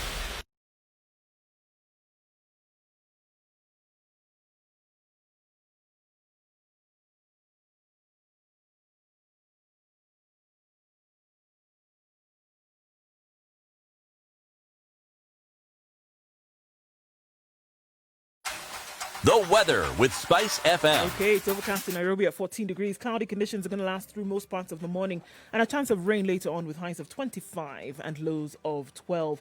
Nakuru is partly cloudy at 14 degrees, highs of 23 today with a chance of showers later. Nyeri at 14 degrees is mostly cloudy, highs of 23 and lows of 13 with a chance of rain as well. Rain is in the forecast for Eldoret today with highs of 20 and lows of 12. Currently mostly sunny conditions at 13. However, it's 20 degrees and partly cloudy in Kisumu, going to highs of 27 and lows of 19 with a chance of rain later on. It'll also be rain chancy later in Kakamega, highs of 24 and lows of 16. Currently at 17 degrees and partly cloudy. It's partly cloudy in Mombasa at 24 degrees, highs of 29 and lows of 23. It's partly cloudy in Malindi as well, highs of 28 and lows of 24. Let's take a look out of Kenya now. Mostly cloudy in Kampala at 19, highs of 26 with a chance of rain. Partly cloudy conditions in Dar es Salaam with highs of 30 and lows of 22. Joburg is mostly sunny at 17 degrees. We'll go to a high of 27 and lows of 9. And finally for now in Lagos, the thunderstorms continue at 30. This will be the high for the day and it'll come down to lows of 23.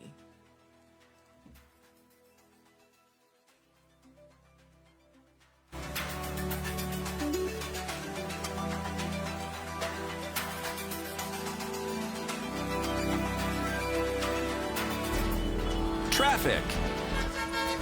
It's already a manic Monday, so the train has decided it's going to stop at Gitaru, and so the jam is crazy. Let's look at Thika Road as well, where all stops and the drive-in is jamming up. Muthaiga is fully packed on the service lane, and my 3 drivers, that's Matatu, are they're the ones who are causing some drama here today. Let's not forget about the traffic jam that's also happening on Gong Road today. Matatus again misbehaving and not obeying the traffic lights and zebra crossings, and somebody has escaped death by a whisker today right at the Kenya Met. So it looks absolutely crazy. Mombasa Road at a standstill right around the JKIA turnoff all the way then to General Motors. You'll be fine, and then right at Bellevue as you're trying to get towards the Nyayo Stadium roundabout, it's going to clog up again. That's not happening either way. As you get to Huru Highway towards Westlands, all the way through, guys, it's jam, and no butter. It's not smooth today. I'm sorry, but it is a manic Monday. Let's look at how that may improve over half an hour. Let us know where you might be stuck. Spice FM KE. That's how you can reach us on Twitter. We'll keep you company at the very least.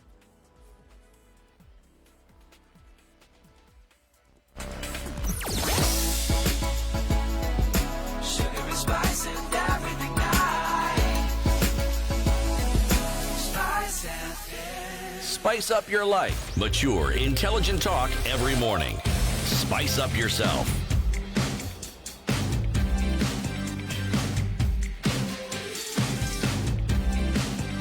Mornings done right. 94.4 Spice FM, Nairobi. 29 minutes after 7. This is Kenya's biggest conversation. The Situation Room. In the room this and every morning is CT Muga, Nduh Okoh, and I'm Eric Latiff.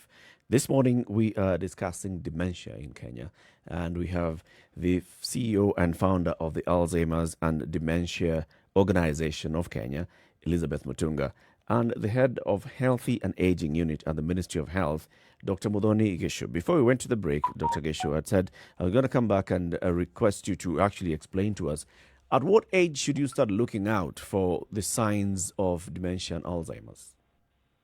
All right. Basically, it has been shown that people 65 and above have the highest incidences of dementia. However, in families that have had dementia before, we have seen dementia in people who are as young as 48 years old or even 45. So it is important that we take care of our mental health. When there's depression, let it be addressed. And also, it is important to actually begin taking cognitive screening as early as 45.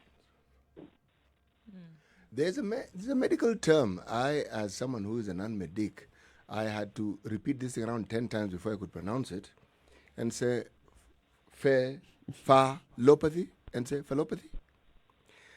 This is with reference to HIV and dementia. Now, the articles that I have read indicate that the latest stages of HIV infection, one of the things that is indicative of it is an onset of dementia. Now, even with the efforts that have been made in this country to meet the 1990 mark set by UNAIDS, there are people who may have suppressed the disease, they may be on regular treatment. Essentially, they live a good life. But again, the same research doesn't seem to indicate that there's any sizable or noticeable effect that this treatment has on reducing the effects of dementia. What do you have to say about dementia and its direct relationship to HIV infection?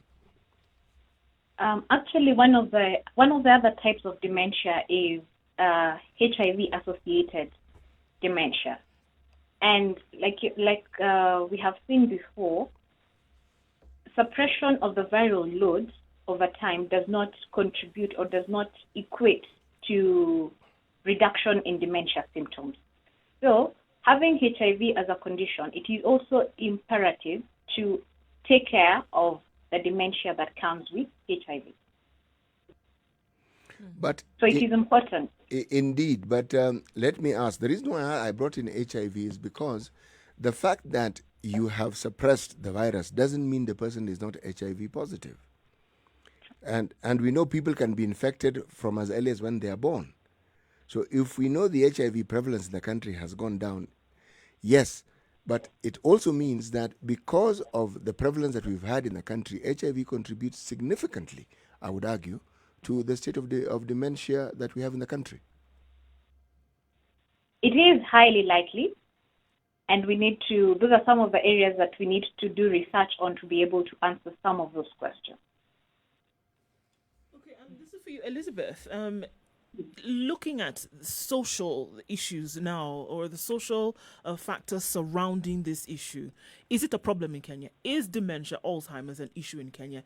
Is it significant enough for the ears on the back, or rather the hairs on the back of our neck, to stand up and say something needs to be done? It needs to be talked about a lot more. I would say yes. And it's because others are going through it, and also with the support, the caregivers that we support. The numbers are really high, but also, like I said, because of stigma, a lot of people still not coming out to speak about it. But yes, we need to start having the hairs on our head rising, because also as the person with dementia is affected, somebody has to stop working, and usually the one who, usually from the cases that we have had, especially with the caregivers, the person who was a breadwinner stops working because they've got dementia. Then what happens? A caregiver, who is also either a family member, it could be a spouse, it could be a child, has to leave their work too, so that they can come and care for the person who's living with dementia. So those are two incomes that have been lost. So what happens to that family? There are issues in the family, financial issues, emotional issues.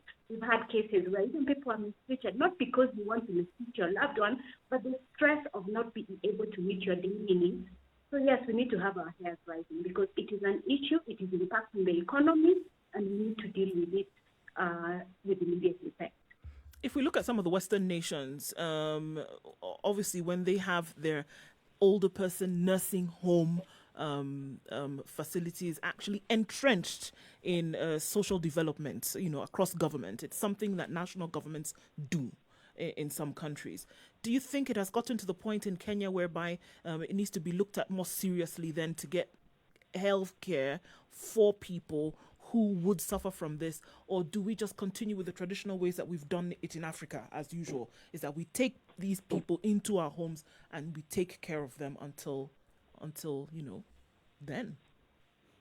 I think of course things are changing now. Initially, a lot of people would not take their loved ones to home, but now many of the maybe children, maybe of the people who are living with dementia may not even be in the country at the moment. So the elderly people are neglected, and they are either out country, and so they either sleep without food. So I think it's something that needs to be considered, so that they are not, they have good quality of life, dignity of life, because when they are all by themselves and maybe they are not eating, they are not showering, all these other issues. And then also with dementia, as the disease progresses, for example, if somebody has not been walking for a while, then they'll forget to walk. So what happens to them? They can no longer move until their mobility is affected. So it is time to start thinking about having homes where, if you're not available to care for your loved one, then let them be taken to a home so that they can get some quality of life. In the 47 counties that we have, how many health facilities would you say are able to handle these cases that we're talking about? at the moment, I would say not everybody understands what dementia is, and so even in the level 5 hospitals, I doubt, because one of the things that we would have the person who would look or diagnose somebody with dementia would be a neurologist, and I do not think we have neurologists in the counties, but I would want Dr. Muga to speak because she's from the Ministry of Health, so she has a better perspective than I do. This is true. It is a challenge because we have a challenge both when it comes to looking at the number of neurologists we have as a country and those that are based in the public hospitals. When we also look at the number of geriatric doctors that we have, or people with an understanding of geriatrics and gerontology. So this is an area that we also as a country must invest in. However, we have begun with training the community health volunteers on how to identify some of these conditions. So I think we're in a good place, but again, we have a lot to do. Again, having to make a diagnosis, like you've heard from Elizabeth, it took them 15 years to have a diagnosis. So we as a ministry are working on systems that would make diagnosis easier. And this includes creating awareness as well as having systems in place which we use for diagnosis at the health facility. Let me ask this simple question. Is it preventable and is it curable? It is not curable, one. It is preventable, yes. Really? How exactly do you prevent the onset of dementia? Two things. We can prevent dementia and we can delay by addressing the risk factors that we identify early in life. Remember earlier I talked about a list. I talked of a list of 12 of them. Yep. So for where there is genetic predisposition for dementia, it can be delayed. Delayed, yes, I can understand that, because talking about people who are HIV positive, you can, the antiretrovirals have been proven very, very conclusively to actually delay the onset of dementia simply because of the interactions that the drugs have with the brain and the functions of the brain. But preventable, I'm not so sure if it's actually preventable. As a matter of fact, a good number of health conditions have a preventable or a preventive part of it. The only thing is that when you look at prevention, it's something that I do today that will only be seen 20 years from now, as opposed to treatment where I do it today and I'll see results in 48 hours. That is where the difference comes in. Generally speaking, yes, but with the dementia, if, let's say, it's hereditary, how on earth do you prevent it? Now you can delay. Not only saying delaying, but then now in prevention, the list of the 12 things like, reduce or stop smoking, reduce or stop intake of alcohol, exercise as often as you can, reduce your exposure to air pollution. So you're saying with a combination of these things, then it's actually possible then to prevent getting yourself into an onset of dementia. There's a bit that we can prevent, and then again, there's a bit that nature has to take its course that we may not have control about or over. Dr. Forgive me for taking you to task, but I want to focus on this bit that you can prevent. Yes. Okay. Please, walk me through. What are these bits that we can prevent? So when you look at it, there is, by the time we get the presentation, or by the time we get the formation of the proteins that actually get deposited in the brain, there are things that instigate that prior to that happening. Yes. So there is a bit of the production of those proteins, and there is a bit of helping those proteins, for example, like detoxifying from the protein. So some of these things that we do, for example, smoking, harmful alcohol consumption, head injury, are small injuries that eventually increase the chances of, as well as increase the chances or the earlier onset of the dementia. So again, if we're able to prevent or stop some of these things from happening, it means that we are likely, not 100%, but we are likely to prevent dementia if we do not get exposed to most of these risk factors. So we need to take care of our environment because, again, most of these things are environmental in that they are where I live or in what I do as an individual. So are we saying that obviously there are people who go through the age above the 60s and 70s and 80s without getting to this kind of levels of dementia or Alzheimer's? Are we saying that those are people who are not exposed to these conditions? Two things. Yes, there are people who go through their whole life without having to experience dementia. They may have been exposed and they may have protective genes because there are protective genes for dementia and there are genes that actually predispose one to getting dementia. So they could be exposed and have protective genes and they may not get dementia. There could be somebody who has protective genes, they are not exposed or they have made an effort not to get exposure, so they're likely not to have dementia. And the people who have the genes that expose them and may have exposure to the risk factors and may or may not get dementia. So it's not a yes with solid yes. Because there are very many factors that come into play. Then however, go ahead. Dementia is not normal part of aging. Okay. Because people actually say, ugonjwa uzee, when you start noticing them getting into this behavior, like, clearly, amezeeka. I keep asking, is there a disease condition called uzee? We don't know. Condition, yes, but it isn't a disease. It's just a natural progression that human beings go through, but it is not a disease. It's just it's a stage in life. Yes, it's a reality of life, aging. But it's not a disease. No, it's like saying pregnancy is a disease. It isn't. Daktari, when you start talking about dementia, there are people who then start getting worried. For example, somebody's younger, in their younger years, but they get to a point where they start forgetting some simple things. You start forgetting names, or you start forgetting, formulas, or you start forgetting things, tasks that you wanted to do. Should those people be worried? Is there cause for concern? It's not everything that, it doesn't mean that every time you forget you have dementia.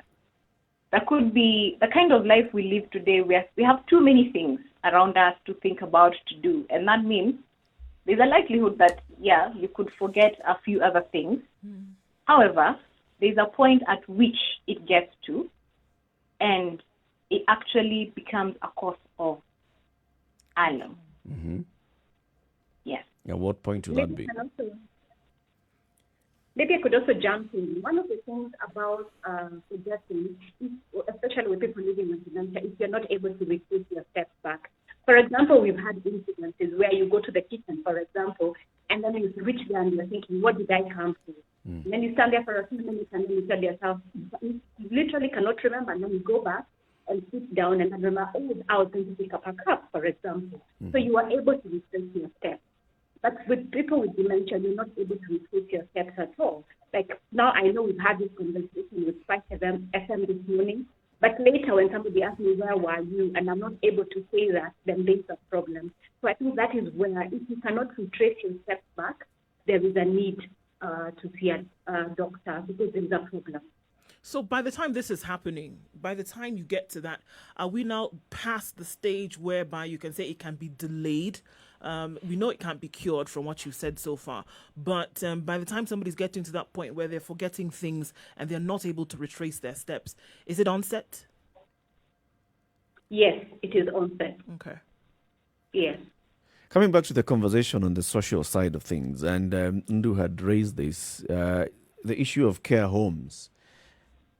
In Kenyan society, as you go around the country with your association of the Organization of Alzheimer and Dementia in Kenya, and you have these conversations with people, do you see that as something that can happen within the next 10, 15 years where the society in Kenya actually starts accepting that this person gets to a certain age, they have this condition, I can take them to a care home where they will be taken care of, and everybody else will not be saying they've abandoned their kin? Well, as I go around, also it also depends on the family values. A lot of people will agree as a family that it is important that we put them in a home. Others will not agree at all. So it's a really, as I think, a 50-50 conversation. Some agree that also we are at a point where we cannot even take care of them at all, and really they would be better off being given great care. Some of them because of work. Some of them maybe they're very far, they do not live near, they're not up country, they are maybe in Nairobi. And so with time, I think people will have a buy-in, because also it takes a lot of, one, it's emotionally draining. It's painful to just see your loved one just going down and you cannot do anything about it. With time, I think people might agree, but there are those also who believe I cannot abandon my loved one. I will stay with them until it's time for them to rest. So, like I say, it's still 50-50. Not everybody is like 100%. Dr. Gishu, if I could comment, Yes. if I could make a comment on that, if you think about it, would it be better for somebody to quit their job and stay at home and take care of this person, or would it be better for them to get them a place where they can get good standard of care and allow themselves to be able to do other things as well? These are conversations that we need to have in an African setup in the most practical way, because again, in 10, 15 years, this may not be inevitable. Sure, I think that was my next question, actually, Dr. Gishu, because when you talk about it, for sure, it makes sense that you don't, I mean, a lot of the burden of sickness is not on the individual in the African setting. It's on the family members then who are then laced with the responsibility of taking care of their loved one. However, if we want to talk about these institutions that then would be necessary to have in the country, whose responsibility is that? And here we are saying that, there is a challenge in counties. You said so yourself, Dr. Gishu. There's a challenge from government in terms of getting this kind of support. So obviously they have to put a hand in there. How far do we see that role being fulfilled by government to say that it's necessary to have some of these places set up? Is that something that can be done so that by the time this rolls around on its head in the 10, 15 years that you talk about, there will be adequate government support? That is something that can actually be done and should be done and will be done. For example, the government is putting up a home for older persons that will help people who have been abused to get a place for rescue. That is happening in one of the ministries. When we look at the health part of it, that is a necessity. This is a product that needs to go into the market, and we have to create demand. However, we provide the supply. However, the people, the population needs to see the need for it. There's a possibility of having a home, yes, and let me call it an institution. And we could have people say, this is not African, this is not the way we do things. But think about it. Where we are headed to, we're having people have 1 or 2 children. So it gets to a point where we need to ask the question, what would I as an individual at the age of 80 want to experience? Would I want to have my children look after me, or do I want to invest in an institution right now that can take care of me when I am 80 years old and I know the kind of quality of care they offer? But the responsibility to start this conversation and to start showing that also rests heavily on the government. Are we seeing the government spearheading this conversation? That's one of the reasons why we are here today. Nice way to get out of it. But in what other forums, in ways, in terms of policy, is this conversation taking place? All right. If you look at, there's actually a guideline, standards and guidelines on how to begin and run institutions of older persons. That is already in place. Coming soon, there is a healthy aging strategy, which is one of the things that is looking at that. We're also working on the National Dementia Action Plan. So on a policy level, we can say we are set to go. I want to thank you very much, ladies, for joining us this morning. Elizabeth Mutunga is the CEO and founder of the Alzheimer's and Dementia Organization of Kenya. Is it ADOK or ADOK, Elizabeth? ADOK. And Dr. Modoni Gesho, she is the head of Healthy and Aging Unit at the Ministry of Health. Asanteni sana for speaking to us, and we wish you all the best going forward. Thank you for having us. Thank you. It's a Situation Room, Kenya's biggest conversation at 10 minutes to 8. Let's take a break. We'll be back, continue with other conversations. And in the next hour, the 8 o'clock hour, we'll be looking at the mess that is the MES. The mess of the MES, the Managed Equipment Service. This was investigated by a committee of the Senate, and they came up with a report, and they have very many recommendations. We want to look at those recommendations in detail in the 8 o'clock hour. This is the Situation Room, Kenya's biggest conversation, broadcasting on Spice FM, KTN Home, and online. We'll be back shortly.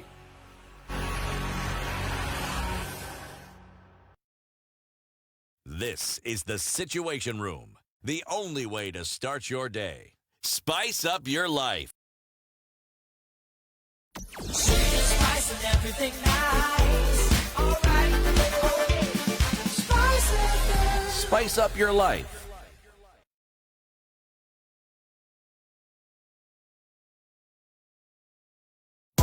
Sugar and spice and everything nice. Everything nice. Spice FM. Mature, intelligent talk every morning. Spice up yourself. Mama Boaz and Philip, and this is at Anna_Kanida, says, very informative topic, especially the topic of reducing chances of dementia.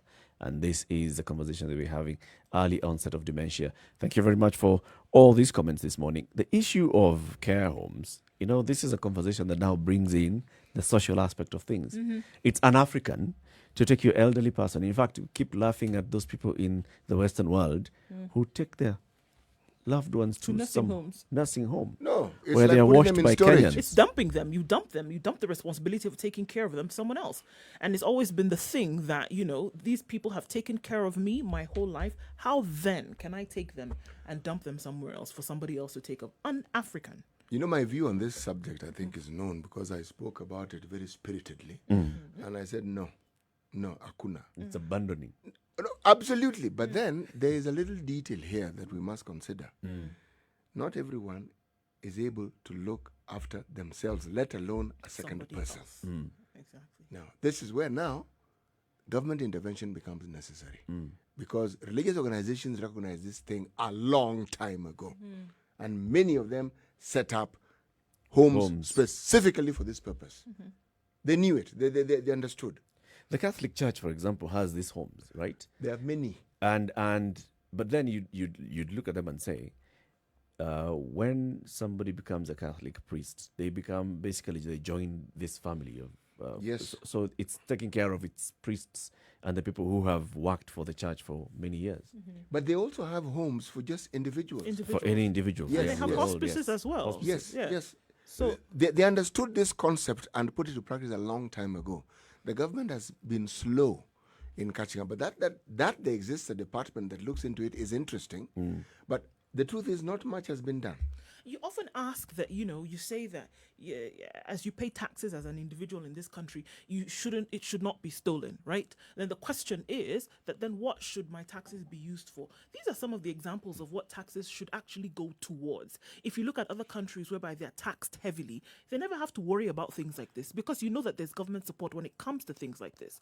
Because I wanted to ask that question, I said to myself, that's the thing that you'll be told later. Even if the structure has been set up, the fuel for this often is the funding. And you'll be told there's no funding because we have so many balls in the air as government. It's not possible then for us to look to something like this. Actually, Now, Dr. Geshu alluded to it being a private sector driven issue. Yeah. So we are creating demand as government, so the market then takes it up. It makes sense if it's just an academic subject, but we know the reality of this. If indeed someone contributes towards a certain fund, and if you are employed, there's this thing called NSSF. Yeah. Okay.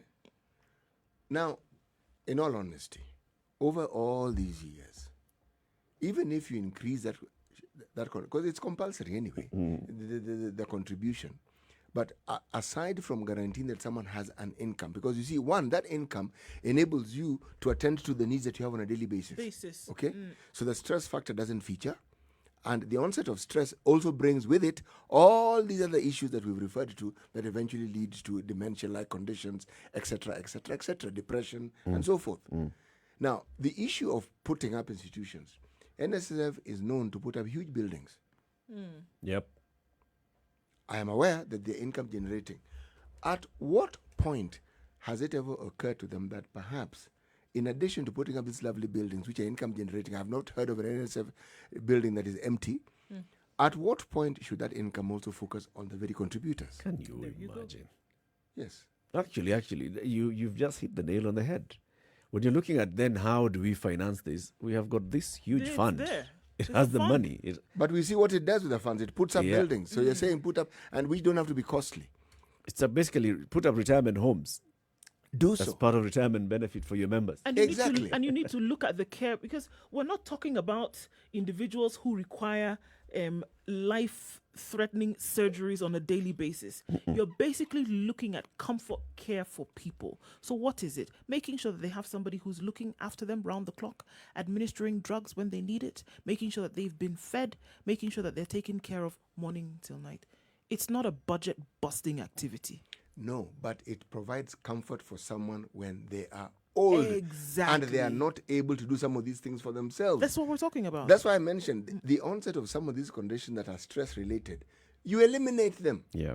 At worst, you reduce them because this person knows I will wake up, I will have breakfast, I will eat, I I'll will be be looked up. washed. I They take know. Care. Yeah. They understand. it. They know that, and guess what? It also provides comfort for the people who would otherwise be taking care of them to know Yes. that actually I can continue with my daily activities. If I need to send something in terms of funds for the upkeep, in addition to what is being done there, at least I can focus on the activities that will be income generating for me, so that I can take care of my loved one in this institution where they are. So Yes. it's comforting for the person who is suffering. It's comforting for their family members as well. Believe me, it's very distressing for the family members if you have a relative who has dementia. It is distressing to a degree that you cannot actually imagine or even verbalize. It is distressing. One, you don't know what to do. Yep. And even as you get to understand it, then what needs to be done. Remember, you are battling between the memory of this person when they were functioning well and now what you actually see before you. Getting those three to Disconcerting. it is a difficult process. It's But then there are those who can afford to look after their loved one. They should. They should. But then the majority are not in a They're position. not And when I say able majority, to. I mean it. The majority are not in a They're position. not able to. And this is yet another example of something that actually has a solution right here, right now. And if we don't But look it's at the not being solution, we are impacting, we continue to impact the society in terms of economy. Yes, exactly. Somebody who is a breadwinner has to stop working so that they take care of this other person who was also a breadwinner who has now gotten dementia. Yes. What are we doing as a society? I mean, these are the conversations that we ought to be having on a regular basis on what to be looking at solutions and solution-oriented. Well, when you talk about solution-oriented, there's a program that was initiated by the government that was solution-oriented, taking care of our healthcare system and looking at the things that are needed. This is basically equipping hospitals, because one of the things that we kept saying for a long time is, yes, we have hospitals, but they don't have equipment. So now the government came up with this brilliant plan to put equipment in hospitals. Where? The drama that followed. Senate investigated this. The Senate committee presented a report to the Senate. We want to discuss that report this morning. In the next hour, we'll be joined by the Senator for Makueni County, Mutula Kilonzo Jr. He's also the Vice Chairman of the Wiper Democratic Movement Party, Kenya. So we'll be talking about that and looking at what the committee recommended among the findings of that committee. We also look at what else has been discussed in the public domain about this. There's a story in the Standard today that looks at, some of the county governors who are completely aware of this. Good morning. It's 8 o'clock.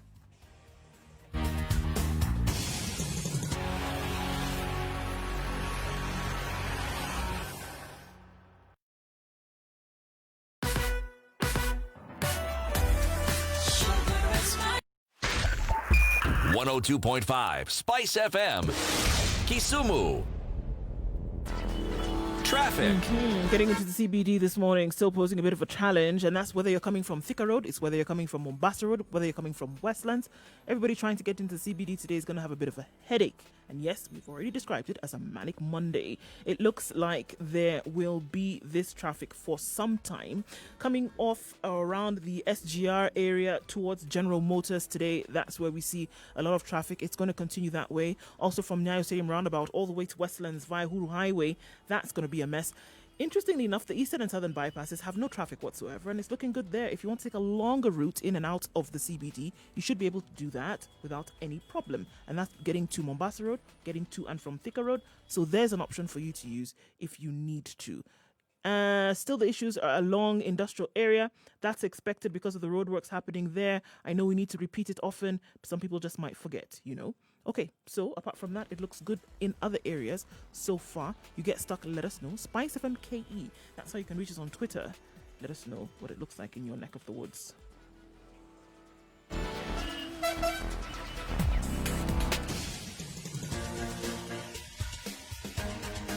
This is the Situation Room, the home of hard-hitting political commentary and penetrating insights about the state of the nation. This is a talk radio experience like no other. The Situation Room, a place for hard truths, debates, and elevated conversations. The Situation Room, witty, political, engaging, deep, controversial. In the room, we have C.T. Muga, researcher, academic, seasoned political observer, a fountain of wisdom in these politically uncertain times. Nduh Okoh, Nigerian by birth, Kenyan by choice, communications expert, Pan-Africanist, a truth seeker and believer in people power, and Eric Latiff, agent provocateur, the man in the chair, seasoned journalist, news hound, a man who believes in punching up, not down.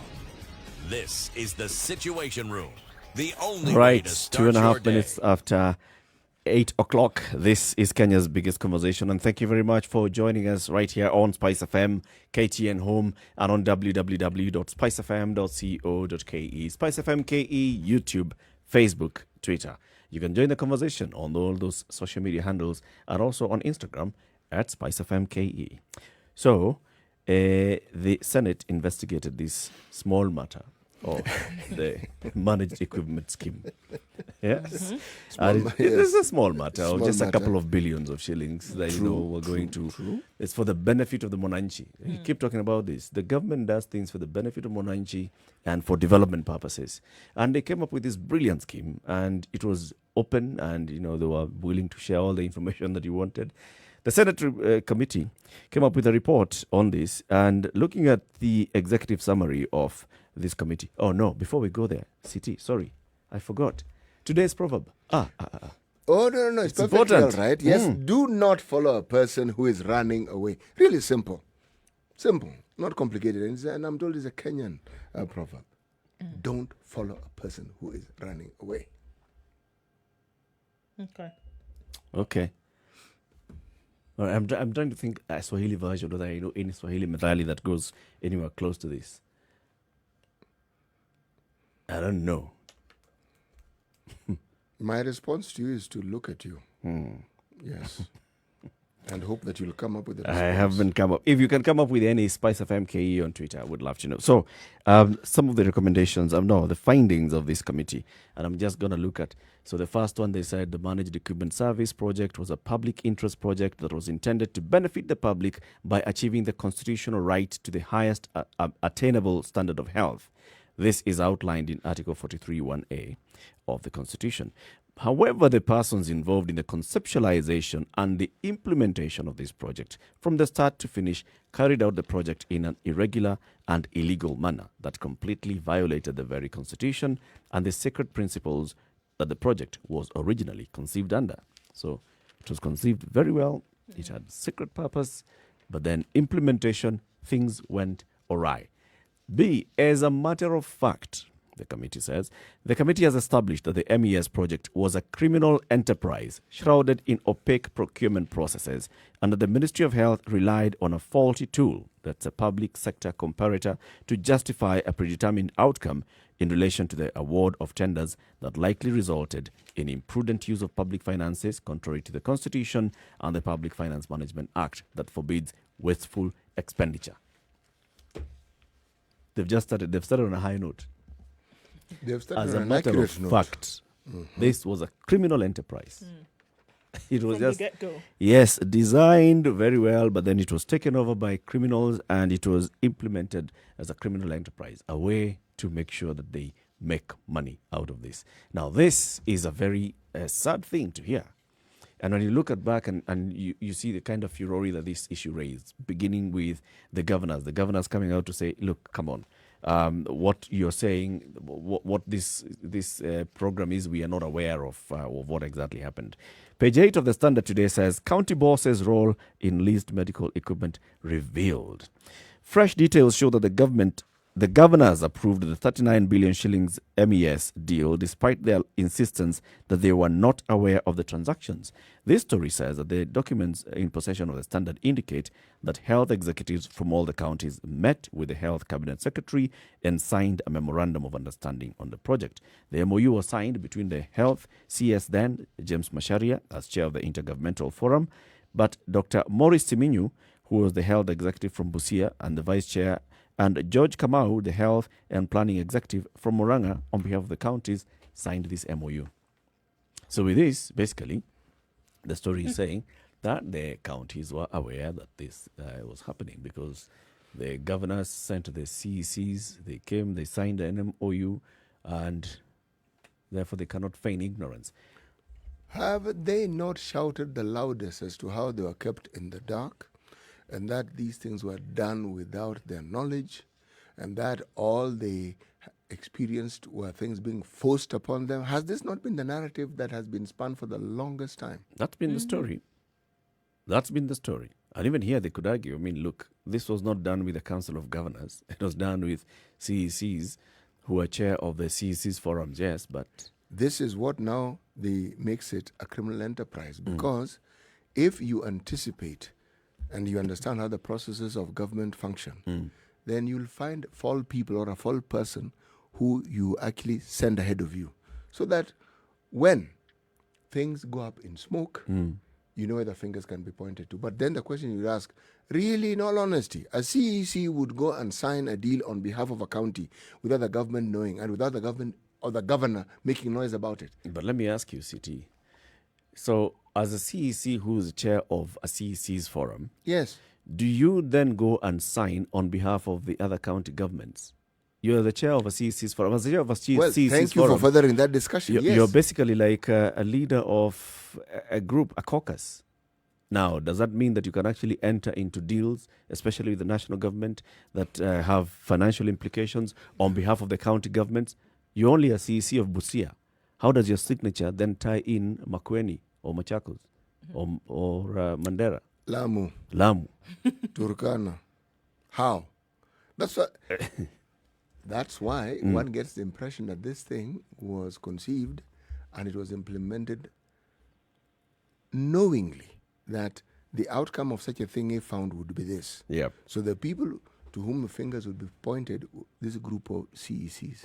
There's some interesting aspects of this that we'll be looking at, but let's bring in the Makueni Senator, Mutula Kilonzo Jr. Good morning, Mutula.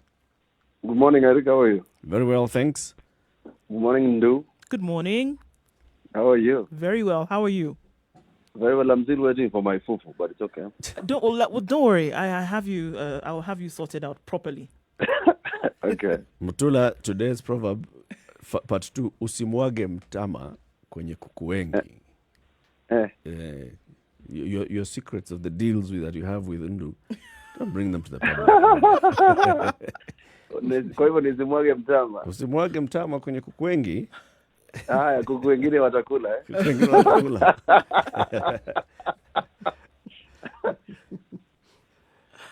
Mutula, welcome to the Situation Room, and thank you very much for joining us this morning. Thank you, Eric. Now, this report It took a while. There were, a couple of delays and application for extension of time by the committee so that they can produce the report. Final report is then out, and we are seeing what they've said. One of the people who has been very vocal on this matter has been Mutula Kilonzo Jr., the senator from Makueni County. What is your immediate reaction when you saw the contents of the report? The findings are not surprising at all, because this is what we thought it was. It was a criminal enterprise. It was, in fact, even the idea that it was well prepared or it was well intended is wrong.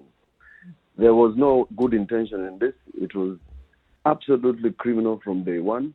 Unfortunately, Eric, when this matter was presented in the Finance Committee in 2014, immediately I joined the Senate. Senator Boni and Alwala and I were the only people who opposed this framework, because at the time the advice we got was that Kenya would have easily saved upwards of 11 billion shillings had we purchased this equipment outright. That's the whole equipment outright.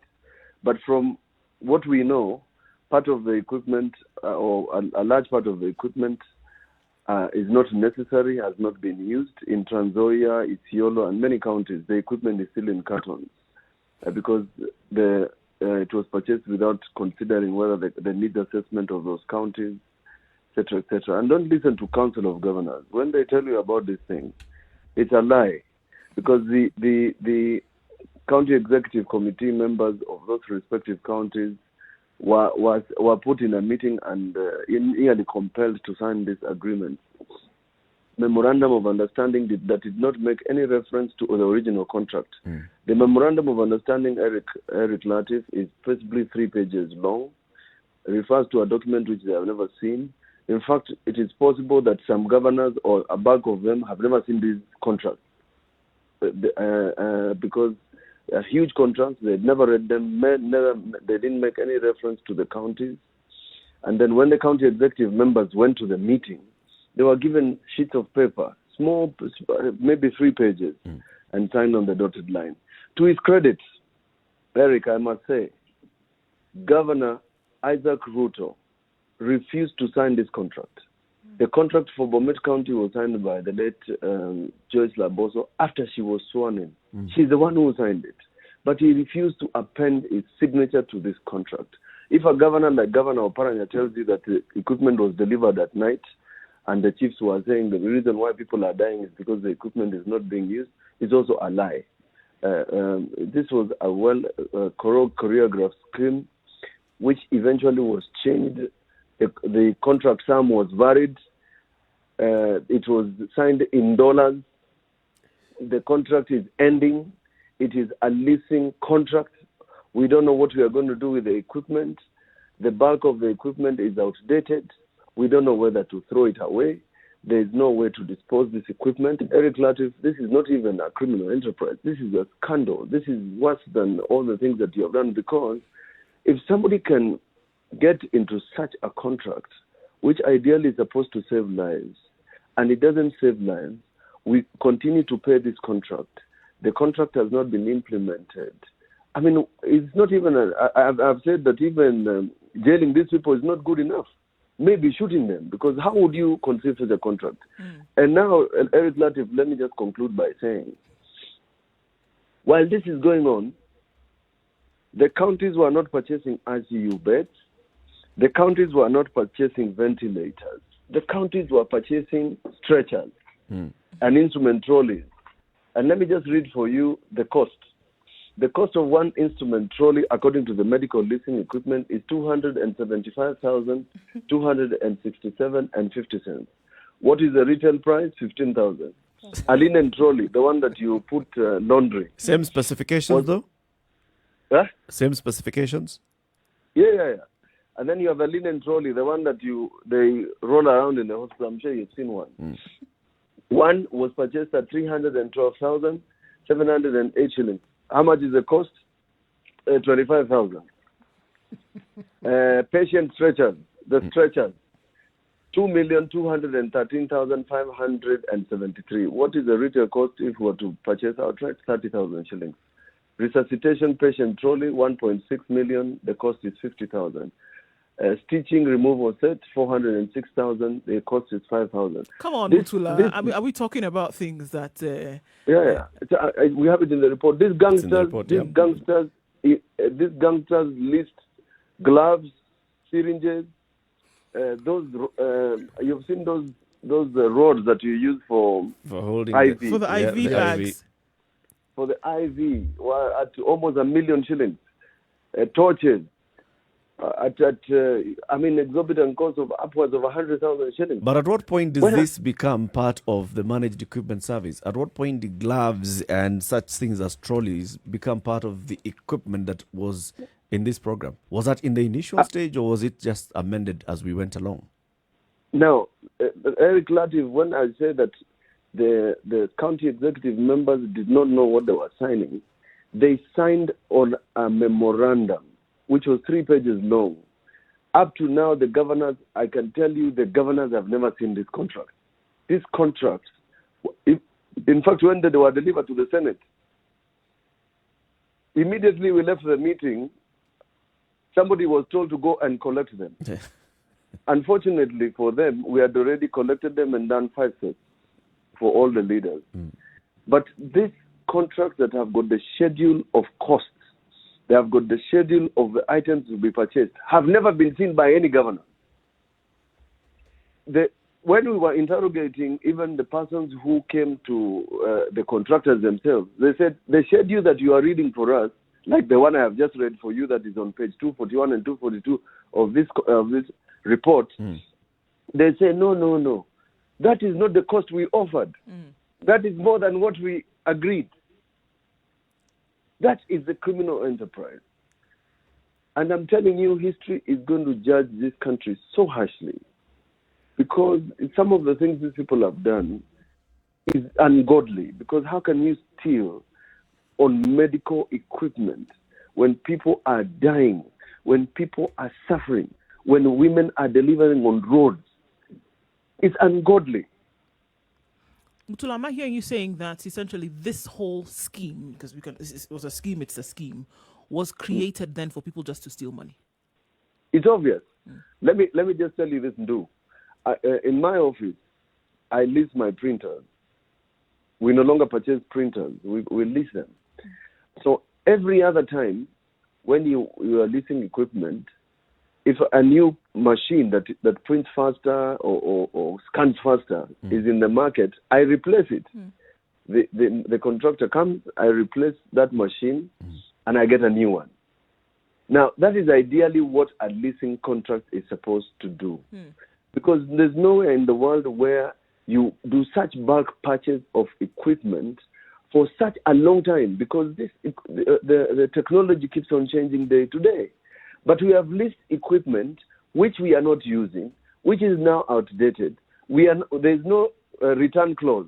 This medical leasing equipment Kenya purchased for such an amount of money has no return clause. What are we going to do with this equipment once the lease contract is done? Are we then going to be compelled by these cowboy contractors to purchase this equipment by force? Yeah. Or like in Makueni, am I going to go and remove the equipment, the MRI scans and the CT scans that we have installed, or the theater lights that we have installed? What are we supposed to do with them if this was a leasing contract as opposed to an outright purchase?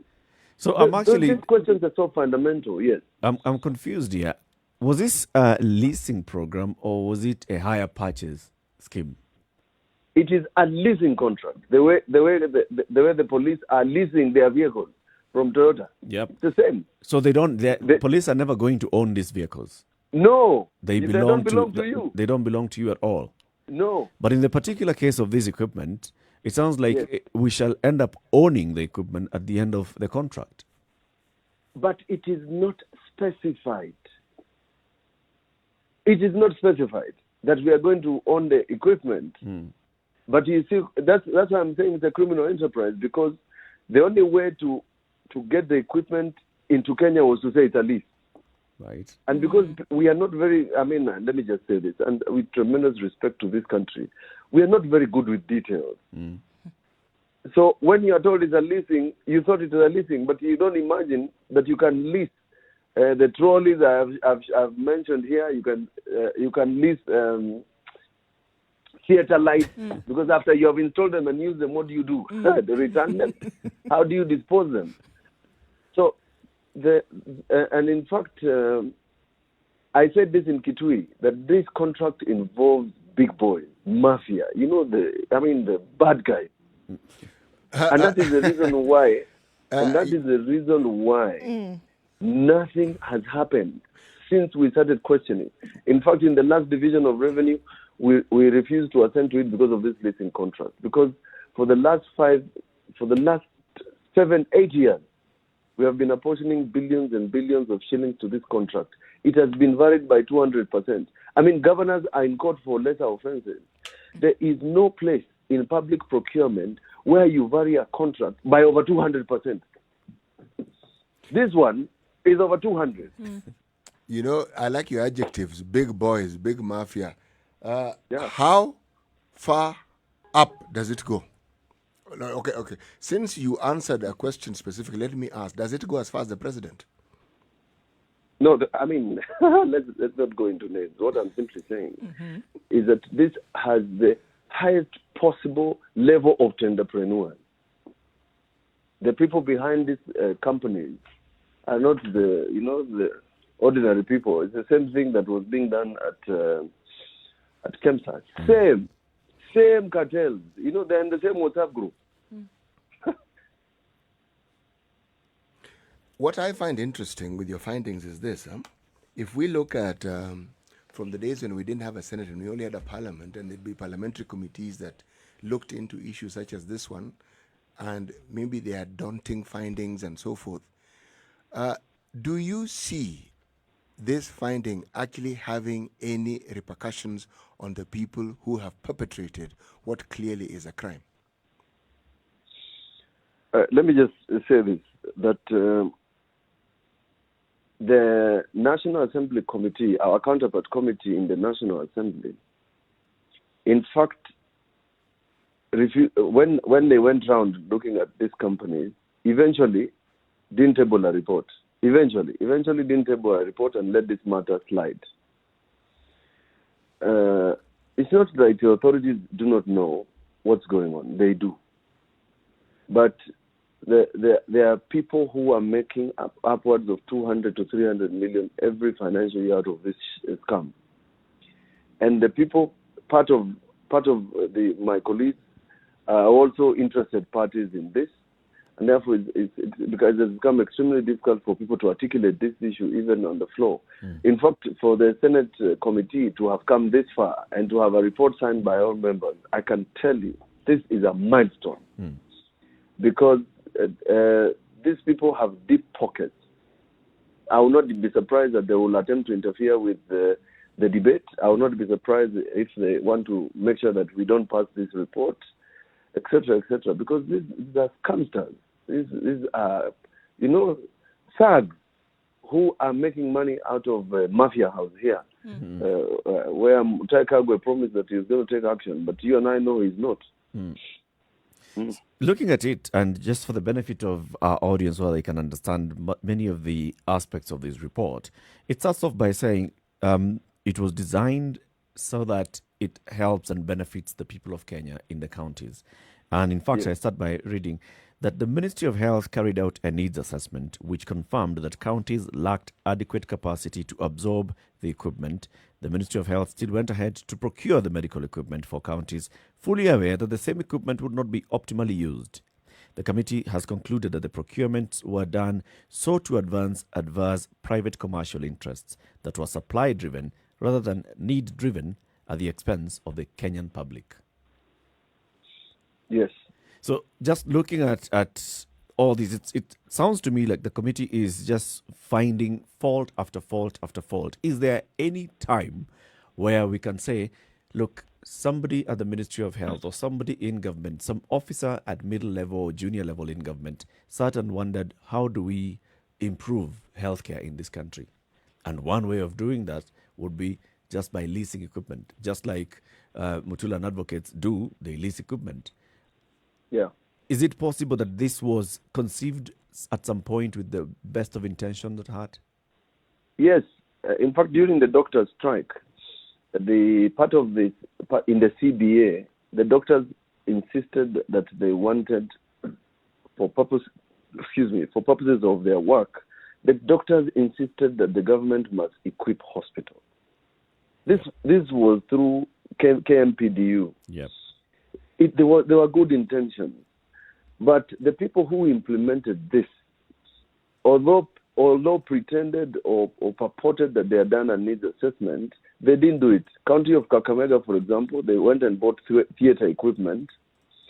The County of Kakamega had already purchased the theatre equipment and installed it. Mm-hmm. So that equipment can't be used. Why? Because you then have to do another different structure, building, to put the equipment inside. Yeah. Now, if they had done a needs assessment to ensure that Kakamega needed the theatre equipment, they would not have purchased that theatre equipment. Mm-hmm. Now, I mean, how do you purchase the same equipment for 47 counties? What sort of needs assessment is that? I mean, the diseases that are in Homa Bay, trypanosomiasis, sleeping disease, and the diseases that are in Makueni are not the same. Mm. The diseases in Lamu and Marsabit are not the same. Yeah. But these gangsters bought the same equipment and went and dumped them in a county like Trans Nzoia. And I can tell you, the chairman of our of our health committee is the senator of Trans Nzoia. Mm. And they purchased them for this equipment was supposed to be for 2 hospitals. Part of the equipment in Trans Nzoia for the second hospital is still in cartons as we speak. The one in Isiolo, they realized after they delivered the equipment that they needed 3-phase electricity. Mm-hmm. One of the equipment in Makueni, Makindo Hospital, cannot run because of 3-phase electricity. Mm-hmm. Can you imagine that even small little things like 3-phase electricity was not ticked in the boxes? So you deliver equipment, you do not have a radiologist. I recently sat with the former chair of radiologists here in my office, and I almost cried. It's unbelievable.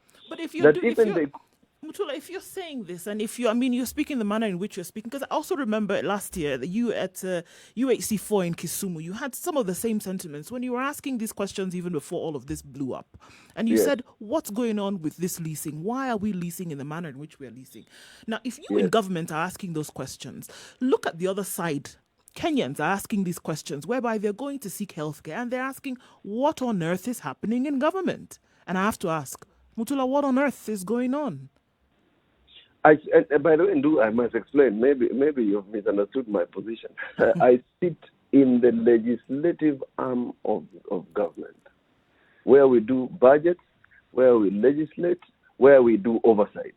And I've said that the committee of the National Assembly, where the budgets are actually appropriated and done, refused to table a similar report like this one on this medical leasing. In the Senate, only Bonnie Halwale and I initially raised concerns about this issue. So, and strictly speaking, we have made recommendations upon recommendations on the Auditor General to do a special audit, EACC to do an interrogation on this. They have never even started, I doubt they've even opened a file about this issue. The fact is, even when John Allen Namu ran a story, my friend John Allen Namu did a documentary about this issue, about a patient who died because of some of the problems caused by this equipment. Nobody picked it up. There's something that still doesn't ring true to Kenyans about the medical leasing equipment. It doesn't ring true even to print and other media. Because what I am talking about, like for example the prices, when I was reading the prices of some of this equipment, and we went and leased gloves, metal stretchers, linen trolleys, etc., etc. I mean, if we dedicated a page through standards about the cost of this equipment vis-a-vis the retail cost, maybe we will start pricking the conscience of Kenyans, because I think that people are thinking, another one. Just another scandal like the last one. You know? And we are so used to scandals and nothing happening and filling newspaper pages and social media that, you can just move on. Can you imagine if you were to tell Kenyans that the gloves that they find in the hospital or the syringes were leased? Mheshimiwa, I mean, break. if Nduh, I said this in Kisumu, and you were there, Yeah. and I have repeated this again in the same word, it still hasn't gone into the heads and minds of Kenyans. Jesus, even when Jesus comes, people will deny him. I'm telling you. Taking a break now at 8:30. This is a Situation Room, Kenya's biggest conversation. We're looking at the mess behind the MES scheme. The Senate committee that was investigating this has come up with a report, and basically they've said this was a criminal enterprise. We are looking at the genesis of that criminal enterprise with Mutula Kilonzo Jr., the senator for Makueni County. Let's take a break on Spice FM and KTN Home as well as online. We'll be back shortly after we take a look at the weather and traffic. Good morning. This is the Situation Room, the only way to start your day. Spice up your life. Spice FM. Njeri.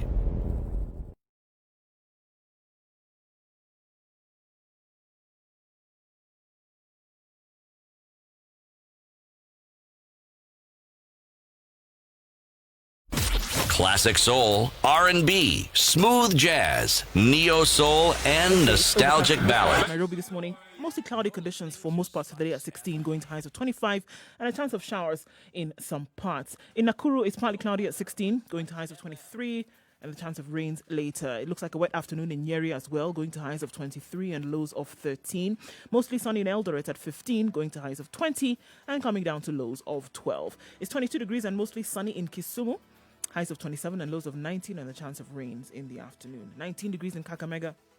Also looking at the forecast for rains later with highs of 24 and lows of 16. It's partly cloudy in Mombasa. Will remain that way for most of the day. Highs of 28 and lows of 23. 28 degrees the high in Malindi, and partly cloudy conditions at the moment. Let's take a quick look at Kampala, where it's partly cloudy at 20, going to highs of 27 and lows of 19, and a chance of rain in the Ugandan city. 26 degrees and partly cloudy in Dar es Salaam. Foggy conditions later, going to highs of 30 and lows of 22. Joburg is mostly sunny at 16, going to highs of 27 and coming down to a chilly low of 9. And finally, for now, in Lagos, the rain continues to pelt down at 29, going to highs of 30 and lows of 23.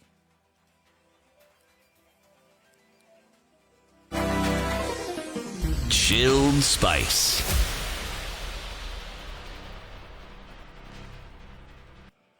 It's bumper to bumper on the Hulu Highway, all the way from the Nyayo Stadium roundabout well into Westlands today. This is what we expect. We see that the roads are clogged up because of the work that's being done on the expressway. Same as Mombasa Road. All the way from Bellevue then towards Nyayo Stadium. That's what we expect. Out of Thika Road, though, is not too bad. Kiambu Road is a sandwich this morning, whereby you had 2 to 3 layers. Now this morning, you have 6, unfortunately. So Kiambu Road then joining with the Thika Superhighway as you try to get into the CBD is not child's play, unfortunately. You're going to need a dash of patience to get through that one, and maybe a sing-song from CT Muga, but we'll see about that in a short while. Spice FMKE, that's how you can get in touch with us if you need to. Let us know why you might be stuck, where you might be stuck, and if you find an alternate route to use.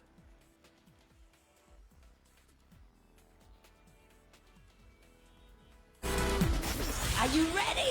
Okay. Spice FM. Mature, intelligent talk every morning. Spice up yourself.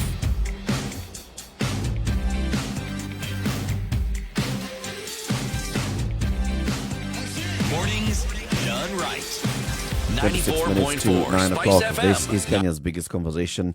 We are unearthing the mess that is the MES, looking at the report by the Senate committee It recommends some of the things that it recommends. EACC and DCI investigate the circumstances surrounding the awarding of these contracts, that all public officers found culpable of irregularities and illegalities committed in the furtherance of the adverse commercial interests which were at the expense of the people of Kenya be prosecuted, that all private entities and persons found culpable of participating in these irregular and illegal acts of the liable public officers adversely mentioned also be investigated and prosecuted, that the Auditor General expeditiously undertakes a comprehensive forensic audit of the MES.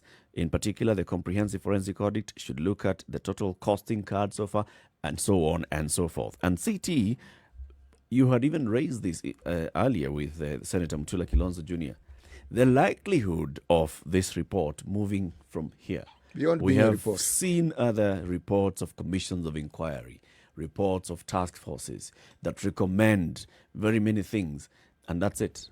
That's all that happens. Recommend this, and the other, that several people be... In fact, now when it recommends that there is further investigation to be conducted, that becomes the end of it. Mutula, the likelihood of this report gaining any traction beyond just, the strong words that are contained in it, what is it? I would like to encourage you today. Maybe we should have started with a prayer that you have some little faith. It's true. It's generally true that a lot of reports, Ruaraka land scandal and others, and many other money heists conducted by public officials and government civil servants have gone unanswered. But in this particular one, this issue is not going to go away because of the manner it was implemented and where it is being done. It's not centered around Afya House. We still have to deal with this issue much later because of the fact that the equipment are all over the place. Now, 26 governors are going to leave office. They're going to have 26 new governors or more in the next general election.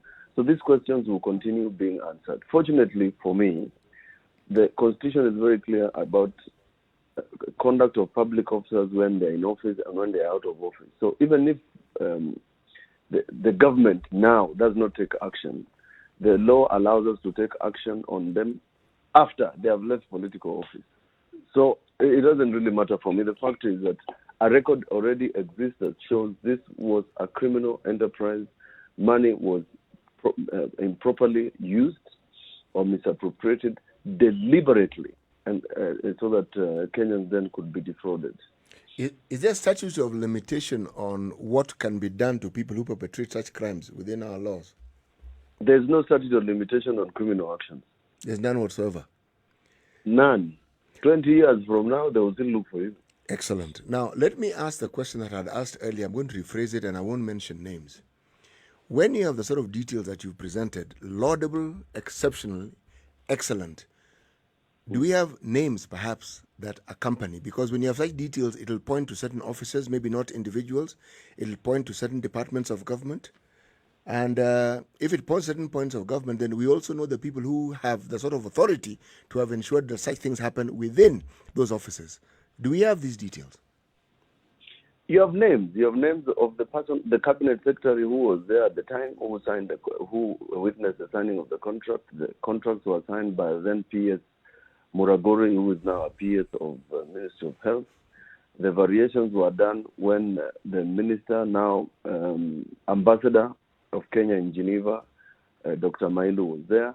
The third portion of it was done when the then now Cabinet Secretary, Ministry of Water, Cecily Kariuki, was there. The rest are the mafia that are hiding behind the companies that, and some of them are well known, but their names are contained in the contract. So it's not that we don't know who they are or the people who conceived it in government. The people who are the private contractors, some of them are known. But in terms of government, we know who was there, and it is obvious and it is apparent. But when you look at these names, and you have referred to them now as mafia, that seem to have very deep tentacles within Afya House and other arms of government, especially Afya House, right? How is it possible that such a program could be conceived, could be executed in the full glare of everybody? Because this was not a, closed deal. It was actually being made public at every step. How is it possible that it could be executed in such a manner and still succeed? Eric, maybe there's a parable. Maybe you should read tomorrow. The road to hell is paved with very good intentions. Yeah, so if you go back to the pictures of the launch of this program, in fact, this program was launched at State House, and the equipment was at State House. So the people who do these things, they would dress the devil in like an angel, if that's what they would need to do. But I've just talked about the details. I've said that at the time the Cabinet Secretary System Karaoke came to the Senate, and that is after Mailu had left, Ambassador Machari had left, the contracts that she delivered to the Senate had never been seen by the counties who are the recipients of this of this equipment. Now, what is to tell that there's nobody else who knows what these contracts are about? The Attorney General former Attorney General Dr Muga said, I didn't authorize. The then Solicitor General Ken Ogeto said, I did not authorize this contract. This contract didn't get an approval for me. I mean, what are we talking about? Eric Latiff, in a country that has law and order, the person in charge of advising government tells you, I didn't approve this contract. That's what I'm asking. So how is that possible? The Solicitor General says, oh, I have never seen this. This is a sham. And those people are driving around in expensive cars and enjoying the sunshine that is Kenya. Nobody has been arrested. Their homes have not been raided. They will possibly be given a press conference by you guys. You will possibly give them a headline in the Standard. I mean, what are you saying, man? What sort of a country is this? Where do we live? If the Attorney General says, this contract was not authorized by me, what investigations are you doing? You arrest these guys and jail them. Which is why I'm asking again. So how could this have happened like that? Because just the same way you've said, we have CSs. If I recall, it was reported that CS Mailu came and he was saying that he also had tried to ask for more details and he wasn't even getting the details, yet he was the minister. You have the Attorney General saying, I had not authorized this, what I am seeing now, what you're seeing. We have the Solicitor General saying the same. County governors saying equipment has come, some of them have used it, others have not used it, but they have never seen any contract, and yet they know that part of the money that should be coming to their counties is deducted at source to pay for this contract. How is this possible? Yeah, it is possible. In a country called Kenya, where you and I are citizens and we have shares, it's only possible in a country, a banana republic like Kenya. In the developed world, the cabinet secretary at the time, Ambassador Macharia, would not be in office. CS Mailu, ambassador, would not be in office. Muragori would not be in office. There's another gentleman, I can't remember his name now. These people will not be in office because this is directly touching on their conduct as public servants. But you and I know they are going to wine and dine with everybody, the powers that be. So let's hope that somebody is going to unearth this very, very bad scandal. And I said it's a very bad scandal because it touches on lives of ordinary Kenyans. The people affected are not the people like you and I, who, when you get a flu, you go to Nairobi hospital. If a governor gets sick, they get into a plane and go out of the country, or get into a private jet and run away. This is equipment that is talking about Wanjiko, is talking about Mudeu, Atieno, those people who do not have money to go to a private hospital, even in the ones in the county. Now, as you said that, Mutula, how does this then fly in the face of UHC? Looking at a public health, coverage, care that's supposed to take care of Kenyans when something like these is happening. If this has happened, it's not the only one. There are probably others that are taking place even now, or others that took place concurrently. How will something like UHC be achieved?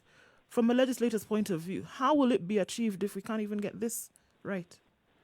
Now, you see, the UHC, Universal Healthcare, is a very nice name. But as far as I'm concerned, it's just euphemism for corruption. Because if you cannot equip hospitals, you cannot have universal healthcare. Because universal healthcare means that people go to private hospitals, they can do imaging, they can do MRIs, CT scans, etc., at a reasonable cost, unlike what happens in the private sector.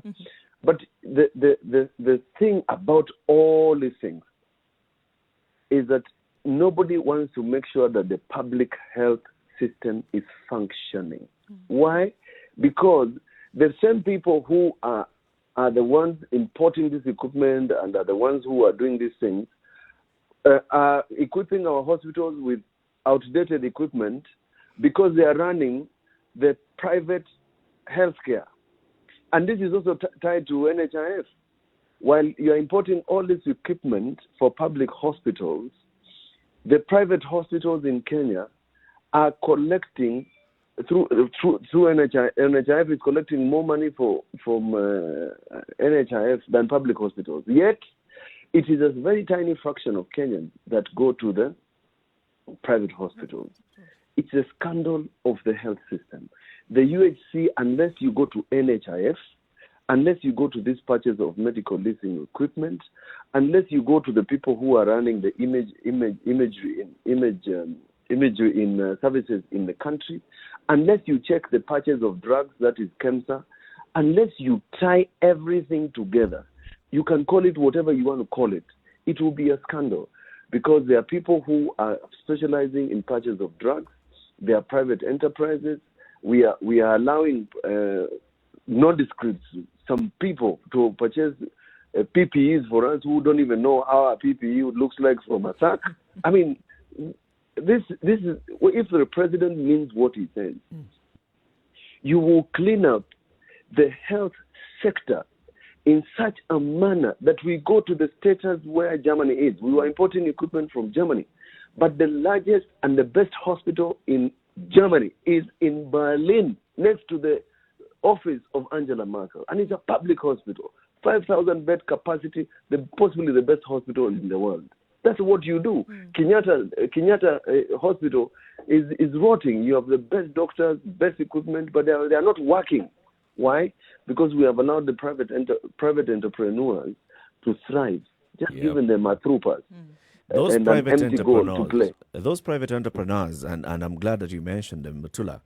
Whenever we have investigations of this nature, for example, we will focus very much on the public officers who will be removed, others brought in. Right now, there's investigation even by the Senate on KEMSA and procurement surrounding COVID-19, focusing very much on the public officers, but not much attention is given to the private sector players who are really involved in this. And just by looking even at this report, you'll see that some names keep popping out in every news scandal at Mafia House. So why is it that we cannot focus on the real mafia and we focus on the other smaller people? Let me try and say this in a very honest way. That even the legislators who are investigating this as suppliers of KEMSA or KEMRI and are part and parcel of it. That's why it's difficult, because they're also private entrepreneurs. While it's their right to deal privately, and private enterprise is not criminalized in Kenya. It's very difficult to deal with private entrepreneurs when the persons oversighting them are also private entrepreneurs. So it's a symbiotic thing. It's like I don't know what to call it. It's like a parasite. It's like a tick latching onto a cow. An unholy alliance. It's an unholy alliance, of people. So you're right that the person you are trying to investigate in KEMSA, the person you are trying to investigate in medical leasing, is possibly the person you are going to investigate in something else in Mafia House. And that's why in my tweet I said they're in the same WhatsApp group. And the people who are investigating and interrogating them are also suppliers, are on the list. They benefit from this. this is a very, very... This country is nearly at the Sodom and Gomorrah stage. Only that I don't know who the Lot is. Again, coming back now to the organs of government that should be, watching over us, for us, Parliament. If you look at the National Assembly and look at the Senate, by the time this matter is going to the National Assembly and getting approval, by the time it's coming to the Senate, because it was even discussed in the Senate at the very beginning of this, and you've said it yourself, that there's a high likelihood that even when this report then is tabled in the Senate and it's allowed for debate, the chances of it being approved by Senate, this report being adopted by Senate, as 50-50 as the chances of it not getting approved, simply because of the compromise nature of some members of these two houses of Parliament. What then should we do to raise the bar for these houses of Parliament? Should we say that, for example, if you are elected into the National Assembly or in the Senate, do not conduct any business with government? Because how can you be watching? How can you be, and we've even discussed this before when you're here. You are involved in making the budget for the country.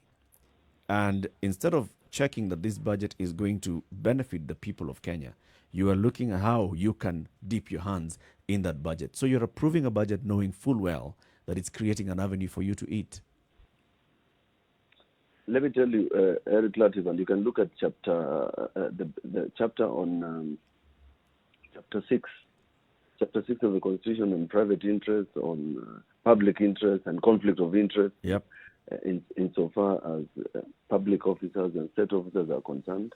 It's not a question of more legislation. It's a question that we have never bothered to implement some of the things that are already in our law books.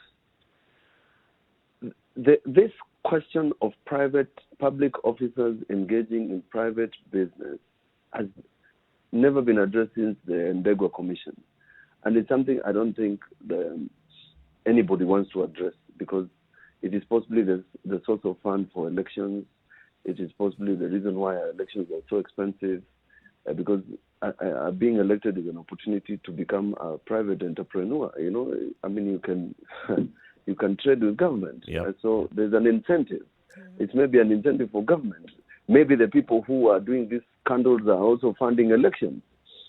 So there are many, many, many aspects of corruption, illegalities in Kenya that do not have one solution of saying, don't trade with government.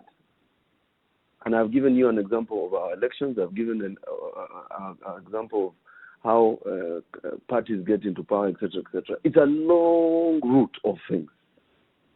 But I traveled to Brazil, actually, some time back. And we started with the anti-corruption organization. At that time, they were investigating the current sitting president. At that time, his predecessor was in jail, cooling his heels in jail, as they're investigating the sitting president at the time. And so is Israel and others.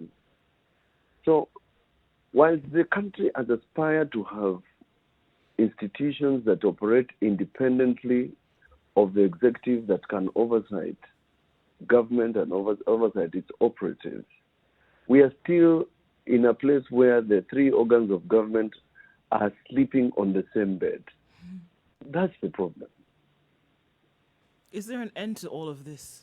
Is there, you talked about that, even if it takes 20 years, you're not bothered because you'll see that eventually somebody is going to be brought to book. If we're just talking about this MES mess, if we're looking at other things that could have happened, is there a way? Is there a way out of this, really? Sometimes I think when I look at the history of other countries, maybe we need to go through these motions so that at some point Kenya can be reborn. Because I've just said that this system everything is tied to one another. It's like the mafia. The mafia has a doctor, a lawyer, a judge, an MP, a speaker. It's a web. You touch this comes out. You touch this one, another one comes up. that sort of a system. It's like the golden bug. It had tentacles in every possible place. I've said the Constitution is a well-worded document with good intentions. It has every answer to every question you have about the present, the past, and the future. Everything is there. Maybe, and it's a maybe the end is you people, the voters who put us in office. We are a reflection of you. I mean, we are a reflection of what you think of us. We just didn't change when we elected us. We didn't change from Paul to Saul. You elected Saul, not Paul. Therefore, when you are persecuted, just know you elected Saul.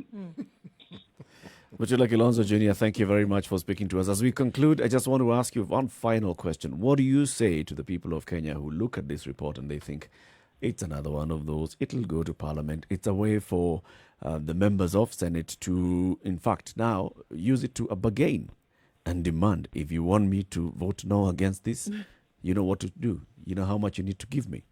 What do you say to the people of Kenya for that?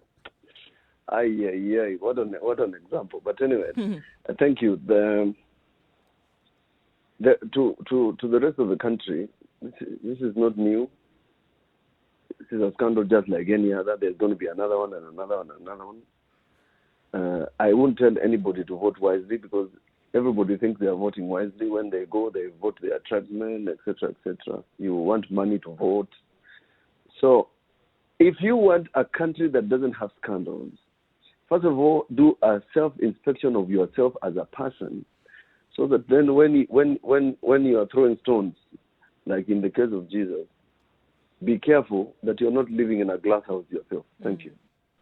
Asante sana. Mutula Kilonzo Jr., Senator from Makueni County, Minority Whip in the Senate. Asante sana for speaking to us, and we hope that we can discuss this matter even further, that this issue of a 350-page report developed by the Senate committee investigating the managed equipment scheme does not just fly under the cover, because it has that huge likelihood of that happening. That not just becomes one of those stories. Do you have the report? Oh, yes. Yes. The whole report. We have the whole report. The entire document. The whole report. Yes. Yeah. Maybe when we are done, maybe when they lift some of the sanctions on COVID, maybe what you can do for every other day, you can say, Taita Taveta County, pick Taita Taveta County and say, these are the equipment, this is the issue. And ask somebody from Taita to answer those questions. Makueni, ask Kibwana. Kakamega, ask Oparanya. So that the details of this report are not lost in the generalities of EACC and all those things.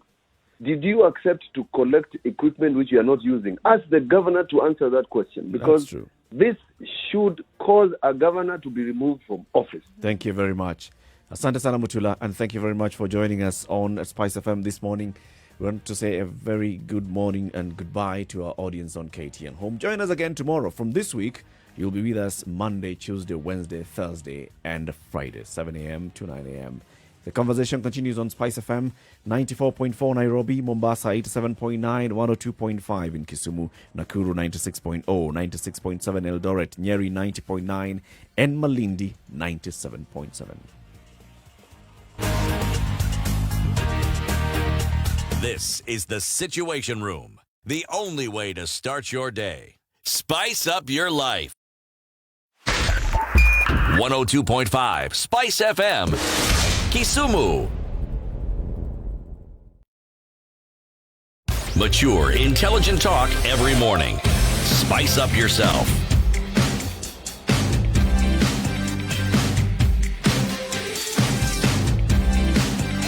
Mornings done right. You have doubt that Kenya is paradise. Kenya is paradise. Just it's gangsters' paradise. You have to define which paradise you're talking about. It is gangsters' paradise. This report, you read this report and you just, your jaw drops. You wonder, wait. It's like you're reading a script for a movie. Yes.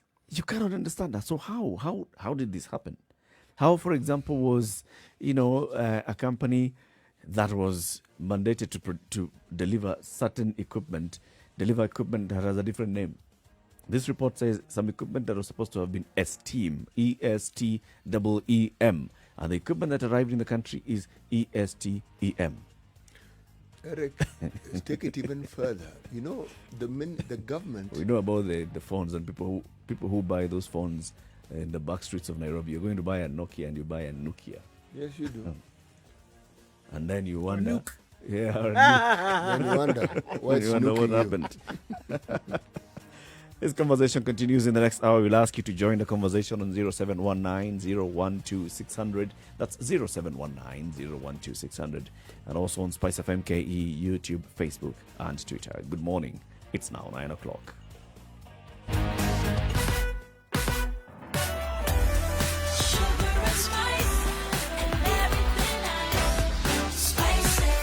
Spice up your life.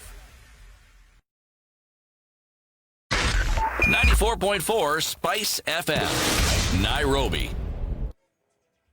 Okay, easing up in some parts of the city this morning, but not as smooth as you'd like it to be. We're still going to see the heightened levels of traffic on Mombasa Road, as well as going towards the Uhuru Highway, and then further on into Westlands. Just because of this, coming out of Thika Road also is not so bad at the moment. It's looking much better than it was before. Mombasa Road, just a little bit of a hold up, but you should be fine as you get past General Motors. It's staving off a little bit. By around 9:30 or so, it should have at least dissipated to the point whereby it's easy. All right, let us know in case you bump into something. Spice FM KE, that's how you can reach us on Twitter. Let us know if you get stuck.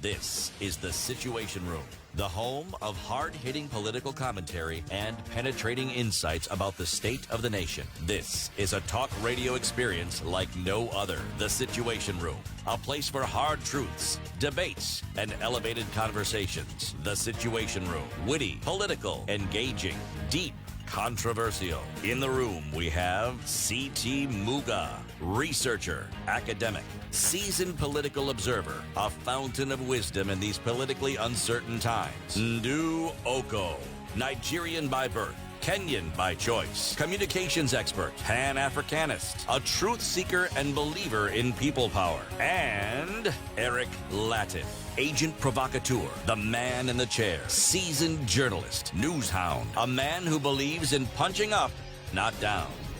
This is The Situation Room, the only way to start your day. 0719-012-600. Now you can join this conversation. How is it possible that such... in this day and age, after we've gone through Anglo-leasing, after we've gone through Goldenberg, after we've gone through Anglo-leasing, then you look at this kind of scheme and you read the report that has just come out of, senators investigating and just sitting, calling people, summoning people to come and give evidence, and then coming up with a report, 395 pages of it. And most of it is basically just showing you how crazy it was. From the beginning, from conceptualization to contracting, to it was intended to be a PPP, then it became a procurement. Then it now falls under this particular law, the Public Procurement and Assets Disposal Act. And then counties are not involved. And then who is paying for this? And you sit back and you ask yourself, so how is it that it can be conceived like that and executed? And where are the legislators that we pay? It's oversight. Eric, it's only alarming because in the 21st century, we are in the information age fully. Even in the 20th century, we were, but we weren't as entrenched and immersed as we are now. So a lot of this information becomes public to a wide group of people. Ask yourself about any scandal that we've had in this country. Just go back in time. They're all crazy. Goldenberg. We're exporting something we don't even produce. Yep. When you look at the details, all that was done, paper was shuffled. This permit, this, the other, and everything was in order. If you look at the scandal that followed after it, the issue of the Navy ships, you marvel and you wonder, how is it that instead of actually building a ship from the get-go, we are converting, which essentially is a commercial freighter, into and you're thinking, hey, why are we doing this? You think it is crazy. We then buy 2 ferries, 2 billion Kenya shillings down the line. And you're thinking, ferry, 2 billion. What? None of the stories that revolve around a major scandal in this country, they're all crazy. They're all absolutely crazy. But they have one thread that seems to run through it: impunity. They do the crazy things because they know they're going to get away with it. Yeah. But to say nothing has happened would actually not be true. It may appear like it's small, but it isn't. Let me explain what I mean. I mean, the arms of government, if I look at the judiciary we have now is doing things that I have never seen in the time that I have been alive on this planet, in this country. They are making decisions that previously were not common. Once in a while, you heard someone making such a decision, but it wasn't common. Now, it is not unusual. 2, you have the Director of Public Prosecutions and you have the Anti-Corruption Commission, who seem to be doing something that previously organizations that were supposed to do similar work didn't do. Now, what remains is not just for this matter to come up and to be in the public domain, but for people to actually go to court or be arrested, go to court and jailed. And then this new body that deals with recovering assets, for them to actually do their work and to recover these ill-gotten gains along the same terms that they applied to Eluke. Same terms. You know, I have this feeling that unless we deal with the real perpetrators of this, who are getting money from the public coffers, who have so much money that they are able to bankroll an election, who have so much money that they are able to influence who gets into office, and then they manipulate them into getting these deals signed, unless we deal with the private sector individuals behind all these scams, we're doing nothing. Because we will keep, yes, we are going to take, a CS, a PS, a CEO of KEMSA, drag them through the mud in court and jail them and even recover all the assets that they have. But the guy who was running it just moves on to the next person. So CT has gone, and then I just you do have a point there, Eric, because we heard of any private sector individual that who has been arrested for a major scandal in this country? Apart from Patni, who went through, has had, how many cases has Patni had? He doesn't even know. Apart from Kamlesh Patni with the golden bug, others we don't hear. Well, we know about Triton and the families that is taken to court. You just hear, small cases here and there. The case does not even go far to the point where they are jailed, like the way Ketan Somaya was jailed in the UK. In this country? Actually, even with civil servants, how many have we seen jailed? That's the thing. We have to go back into the 1970s and early 80s to find one who was actually jailed. Because the predecessor of KEMSA, the government has always had a body that deals with this procurement. Medical supplies. Yes, medical supplies, equipment. The person who headed it was a gentleman by the name of Shimechero. Now, he is the one individual who is on record as having been jailed for his participation in aiding and abetting similar, the sort of deals that have mushroomed, evolved, and mutated to the sort of things that we hear. And the other thing that happened was the gentleman a certain Dr. Patel, who was in charge of a certain company called ANPI. Yeah. Well, he got deregistered as a doctor. And that company was supposedly deregistered. But again, that is the only time that you hear of someone in the private sector. But jailed, he was just deregistered as a doctor. That was it. In public service, actually, you've also seen others. For example, the former PS for tourism, Rebecca Nabutola, the then head of KTB, Dr. Cheng. They've actually been taken through court and jailed. That one is a joke. That one was a genuine joke. Why is it? Why it was a joke was this. Yes, indeed, if you don't follow procedure, you should be jailed. And what they were jailed for was simply that. Procedure wasn't followed. Yep. It's a jailable offense. 17 million shillings. In a country where even in those days, you are talking about hundreds of millions being lost. Those are small fish. This person just happened to be in a position of authority and they had left their flank open. Around that same time, there were scandals happening left, right, and center. Interestingly, yes, easily 100 times more in terms 100,000 times more. And Anglo leasing was happening at that time. Yes. And then these two people get picked on. No. So coming back to the issue of the medical equipment scheme and, just going through the report and what has been, produced and how it was executed, and you can just see openly that this was. I agree with the report by the Senate. It was a criminal enterprise from the get-go. They basically just wanted to ensure that they bring in money. So equipment has come in, then there's the other aspect. This equipment, for it to operate, it needs reagents, it needs parts. And those ones are the ones that you're going to buy. Mm-hmm. And they'll come from the same supplier, obviously. Eric, the sort of leasing contracts such as the one that they speak of, remember the manufacturers of these equipment actually want the equipment to work. The real sales is never really in the equipment. They can even lease the equipment. They can even give it to you. They will make the money on the reagents because for the equipment to work, you're going to constantly require reagents. Mm-hmm. So it isn't even in their interest to give you something which doesn't work, by the way. No. It isn't. It isn't in their interest to give you something which you cannot use. But I come back to the issue of the reason why I was asking Mutula whether this was a leasing or a hire purchase scheme. Because in leasing, for example, with the police and the vehicles that they've leased, the police don't buy the parts for service. That's why they have a leasing contract. It's a job of the person who has... You pay a constant amount and the vehicle is taken care of. Service and everything. Now, in this particular one, you are leasing, but then you are still buying the parts. It doesn't make sense at all. Mm-hmm. And then the contract has some and then you also buy the reagents. After that, you remain with that. It doesn't make sense. After we are done with the police vehicle, the police remain with the vehicle. They don't. The understanding is that if something is wrong with it,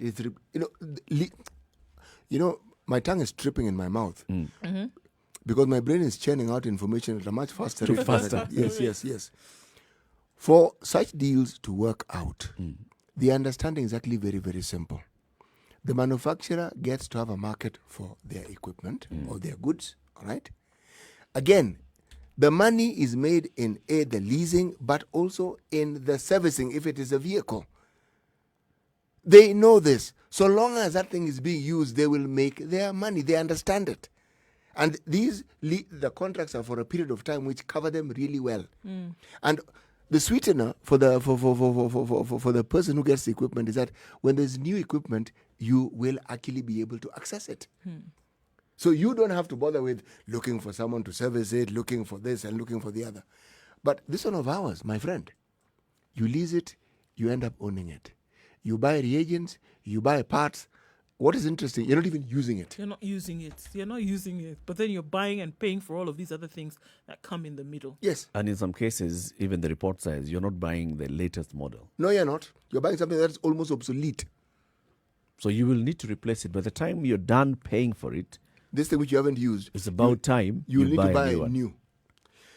There's some that are still in boxes. You know, the South Korean government had actually offered such a scheme and such a deal around that same time. To Kenya? Yes, they had. Said, we'll come and look at what it is that you need. We're able to do A, B, C, D. I think it came and went. When you talk about the needs assessment being conducted, so first of all, clearly, the needs assessment was conducted. Went to counties and found out this is what you lack, but do you have the capacity to actually take equipment? Do you have, for example, Makindo, do you have access to 3-phase power? So if you bring this equipment that requires 3-phase power, you'll be able to use it. Do you have the human resource required to man this machine? Do you have the room that is required? For example, for radiology and such, you need a specialized room. Do you have all that required to get this equipment? This was done. And then at some point, this was disregarded.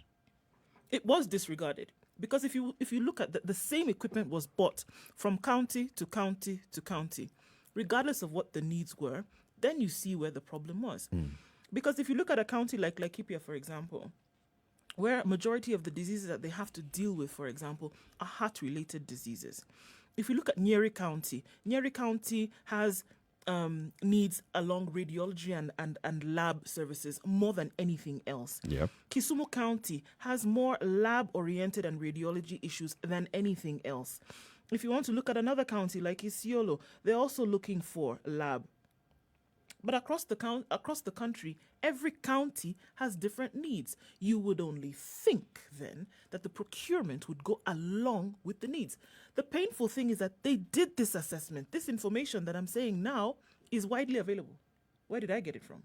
It's available. You know what the needs are per county. But then you still go and get equipment that you know for a fact by the time it's being delivered and dropped. That's the thing. By the time it's being dropped, you know that it's not going to be used. You know that there are no needs. Maybe, and then for example, again, in Kisumu, you have dialysis-related illnesses. So you need more dialysis machines than you need anything else. You know that these are what the issues are. However, you're going to drop equipment that you also know will not be used. But so long as you're getting the money, there's no problem. And people are dying. So that's why I do agree. For the first time in a very long time, I do agree that because you have put the lives of people in jeopardy, you should also face the same. You know, this isn't putting the lives of people in jeopardy, Nduh. This is actually killing people. Because, remember, it's a twin-pronged crime. Equipment which doesn't work, money which could have been used for something else also being denied. All right?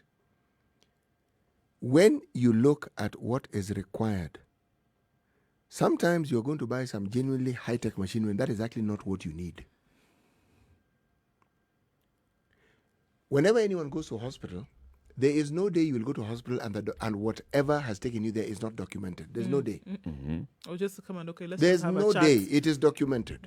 People are trained to actually take that information. All that is required, and it's often done, is to analyze what you have. So it is not even difficult to know what you need. Because of all the people who come in, what do they exhibit? What do they complain? That's how they come up with this information from their record. They have it. Yeah. And so it's not a question of you just need to ask them. They will tell you, this is what we need. And this is the evidence to support what we need. Yes. In fact, a lot of, if you look at the support that the Ministry of Health has received from the West, it has been based on those needs. This is what cumulatively the country needs. So let us give you X and X for this particular help. When we had an HIV pandemic, what was being provided for was to cater for that need. And everything else that came with it. Now, the thing about HIV, the positive side of it was that because the attendant illnesses, the opportunistic illnesses, were as varied as their human beings and their conditions, it meant that whatever assistance you needed catered for all these other needs as well. So for the longest time, you would find that these needs are catered for.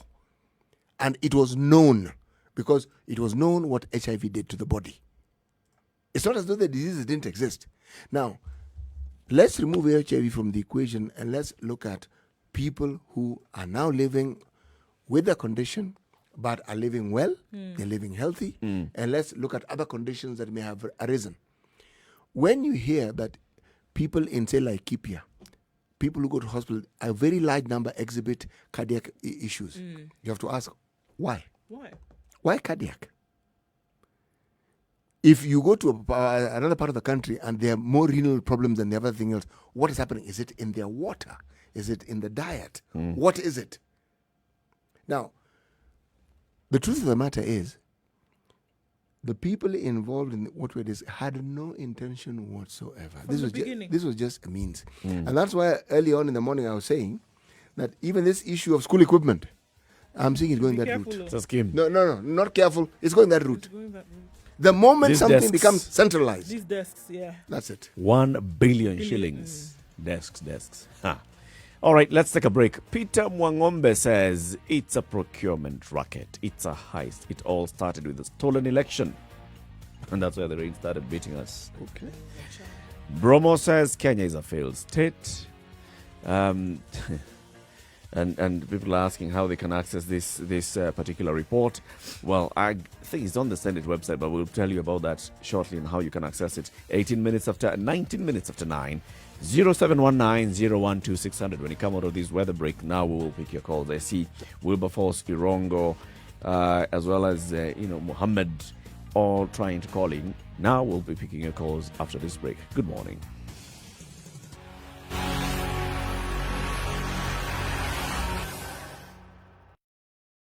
This is the Situation Room, the only way to start your day. Spice up your life. The weather with Spice FM. All right, still an overcast situation in Nairobi. We'll see highs of 25 today. Chance of showers still quite high in the capital.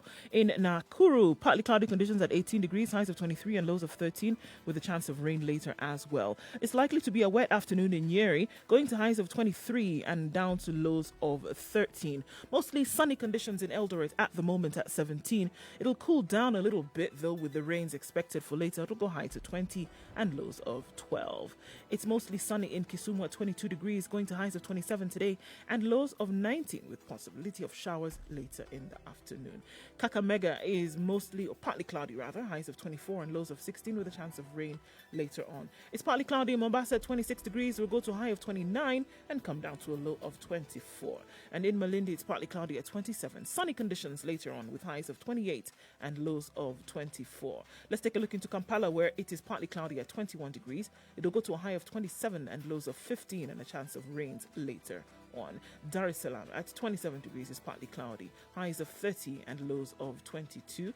In Joburg, it's mostly sunny at 18 degrees, highs of 27 and lows of 9. And we'll finish things off for now for Africa. In Lagos, 29 degrees, scattered thunderstorms, highs of 29. Let's take a look into Beijing, where it's still mostly sunny this Monday, and it's afternoon there already, going close into evening, highs of 27 today. In London, we are then looking at partly cloudy conditions with highs of 25 and an evident fog there later. Paris is clear at 16, highs of 27 and lows of 12. And finally, in New York, the sun's up at 14. It'll go to highs of 27 and lows of 16.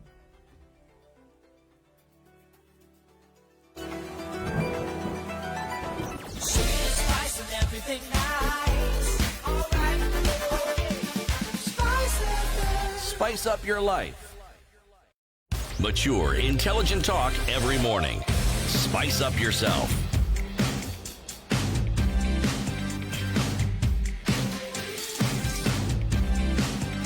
Mornings done right.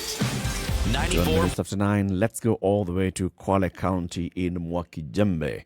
And this is Mohammed. Good morning, Mohammed. Good morning, sir. Wangwana, assalamu alaikum. Alaikum salam. Kaka hujambo? Mimi nashukuru Mola, niko salama, natumai na nyinyi pia mko salama vile vile. Tuwashukuru tuko wazima. Wangwana. Mwanzo nataka kuwasifu katika kipindi chenu. Kenya nzima sijaona kipindi au redio inaongea mazungumzo yenye content na substance. I really appreciate that. Asante sana. Asante sana. Mungu awabariki, muongeze hivyo, msirejee nyuma kabisa. Asante. Asante. Sasa, I want to contribute according to the conversation of today. Yes. Starting from the baboon research, the Pumwani incidents, the dementia, the Mutola Kilonzo talk. There are issues. You know, we have to tackle the cause root of our problems. You can't treat symptoms. Symptoms are being tackled temporarily. If we get the root cause of our problems, then we can move forward. Now, can you allow me to use the word dementia metaphorically? Okay. Yes. Sure. Because politically, we have that dementia in politics, in our community, in our behavior. Just like Nduh just said, come Tuesday, people will forget about the Pumwani incident. Is that not dementia? It is. It is. It's insanity. So I humbly request you, please, the way you brought up experts on dementia, bring up some researchers, how people do research instead of doing on baboon for 35 years. Don't we have researchers doing some research on the behavior of human beings? and come up with some good results. Maybe if you invite a psychologist or a psychiatrist or a motivational guru to come and discuss issues on the behavior of human beings. Why we behave the way we behave. Why we behave the way we behave. Scandal after scandal after scandal. However, in hali the makaliwa are, we are still tubaki nyuma tu. Yeah. Sawa, tutafanya hivyo. Ikiwa mtaweza kuja na hawa wataalamu kustudi na kufanya research kwa behavior ya binadamu, tuangalie root cause ya haya matatizo, pengine somehow tunaweza kujisaidia na kujiendeleza mbele. Tutajielewa.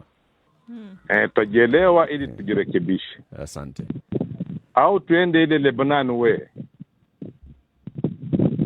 Wapi? Tujazane kwa streets. Lebanon vile inavyokwenda, Tujazane kwa streets. Hiyo si mzuri. Hiyo si mzuri. Hiyo si mzuri. Sipendelee njia hiyo. Kweli. Thank you very much, Mohammed. If you come with the experts, nita appreciate sana. Na mkiwa mtawaleta hao, nitafurahia sana kwa hiyo kazi nzuri. Asante sana, Mohammed. Mubarikiwe. Pia wewe ndugu. Asante sana. Bye. Bye-bye. Asante sana kaka. Wilberforce. Eric. Good morning. How is Nyamira? Nyamira is fine, rainy. Now, today I don't even want a question because I'm shocked. As usual. And that will make me say, because since I was a small boy city, I think I've grown to know scandals in this country. Hata ninapokuwa nikiambiwa mimi ni kiongozi wa kesho, today I'm in my mid-30s, hiyo kesho bado ni full of scandals. This is the country where somebody ran away with people's money in the name of Pan-Africa. He came back and became an MP. This is the country where Kamlesh Patni wanted to be president, and today I'm told he's a preacher. I don't know who he preaches to. This is a country of very many things. You are here, guys. Did you saw the famous Parwanjala Mihadarati? We did. 3 series of investigative report, which was never whose report has never been implemented, the acumen and the like. So what I'll simply say, and as always, I've always said, I'm always ready to take count of my own sentiments. I'll go back to what a veteran broadcaster said 18 years ago. I'm sorry that today he is dead. He's no longer with us. That maybe the only way is if one day God can bring what he brought in Noah's time, and we flash off everything from Kenya. Maybe Kenya starts afresh. Then we shall get to the root of these problems. But as long as watu ni wale. Eric, this is the only country that was not able could not be prosecuted at the ICC, even after a very big booklet of evidence under Luis Moreno Campos' laughter, which gave a lot of hope to Kenyans. So at the end of the day, what I mean to say in short is that this country, even the report you have today, be sure. And you may not tell me, but you'll be here to see. Hiyo ni cash cow. So you think people are seeing how they went to bargain on the same and get richer. They'll make money than from they the were report before this report came out. Okay. So tusidanganyane bwana. Watu ni wale. Kenya ni Mungu ashushe garika ije imalize watu, garika imalize wabunge wote na maseneta wote na magavana wote, tuanze afresh. Na Wakenya wote. Maybe. Thank you, Wilberforce. Irongo Amos, good morning. Good morning, guys. How are you? We're fine, thank you, Irongo. Allow me to join the old man who has just called and congratulated you on what you are doing. Because honestly, we are lacking a place where to air our concerns. And you have provided for us. Now, our problem simply lies in the way we handle our power and politics in general. In fact, I listened to Mutura Kilonzo as you interviewed him, and by the time he was leaving, I was sure he did not. He also did not have much because he said maybe and ended up with maybe. This thing that this animal that came in the name of Goldenberg was actually brought to the public by the politicians. Yep. Were it not for the likes of Raila Odinga and the other members of the opposition who actually pushed so much until the government that came, the Kibaki government, had to start investigating it. Even though we did not have much about it, we did not get much out of it, it was the politicians who brought this to forth. Yep. Now, today, we have a very serious lacuna. It is as if we do not have the opposition. In fact, we don't have it. And last time, Eric, I told you in your show that Mutula Kilonso, Sakaja, and all these other young politicians are going the wrong way. In fact, for us to be where we are today, where we imagine that it is better than where we were some years back, people braved bullets, people braved tear gas, na hii miti inakaa kama miti ya jembe, so that at least that's how we achieved the IPPG, that's how we achieved the 2010 Constitution and so on. Yeah. My call is on well-meaning politicians and members of the civil society. The Court Secretary General should not continue telling us about BBI. I'm not against BBI, neither am I for it, but there are things which are eating us Kenyans slowly by slowly. In fact, our money is getting finished. Health has been interfered with, and we are going to die of diseases which are curable. Because as my friend from Nyamira Chat said, that report, even though we have not accessed it, is shocking. True. Now, if I want to finish, let me say this. Eric, City, and Indu, what we need in this country now is a set of ladies and gentlemen who will come out and say, politics aside, let us face reality. Who are these people in the private sector that are milking the Kenyan cow dry? And speak strongly and in fact call for crowds, not crowds for BBI or anti-BBI, but crowds to demonstrate against what is eating our country. So that if we go to the streets and it becomes some sort of political movement, some of these things will either be got rid of, or some will hibernate at least so that we can survive for some time. Finally, Eric, if you would allow me just one thing. There is one thing that really hurts me, that I see two people today in the names of my former mentor, Raila Amolo Odinga and Kenyatta, pretending to have got into some handshake and calling it BBI. What BBI are we talking about if things are getting stolen? And by the way, were there elections in the first place? Can we have Mutura and his friends stopping following these guys to come out and save our economy, save our health sector, and save us? We are ready to join in the streets. Thank you for listening to me. Thank you very much, Irongo Amos. Have a good day in Kisii. This is the Situation Room, Kenya's biggest conversation, 27 minutes to 10. Time for us to take a break, see what's happening on the roads, and then we take more of your calls, 0719-012-600. What is your reaction to this report by the Senate committee that is investigating the Managed Equipment Service? And it has come out to say this, from the very onset, was just a criminal enterprise designed and executed to steal from the public. Good morning.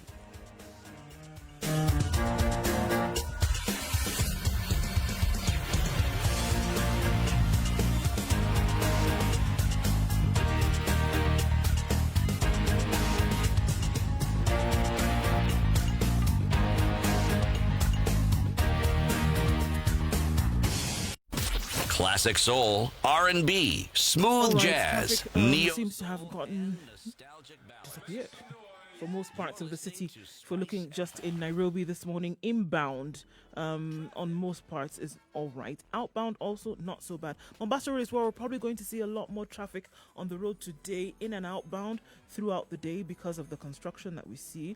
And also Jogo Road coming from industrial area, joining with what was Lunga Lunga and Likoni. Since that has been closed for now. We're not sure when it will be opened, but it looks like we're going to have to keep using alternates until that actually happens. Everywhere else seems good. Officially out of traffic hour. It shouldn't cause too much in terms of a headache later on. In case it does, before we are out of here, Spice FM KE.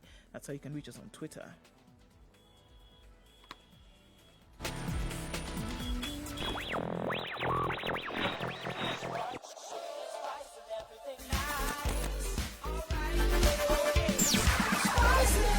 Spice up your life.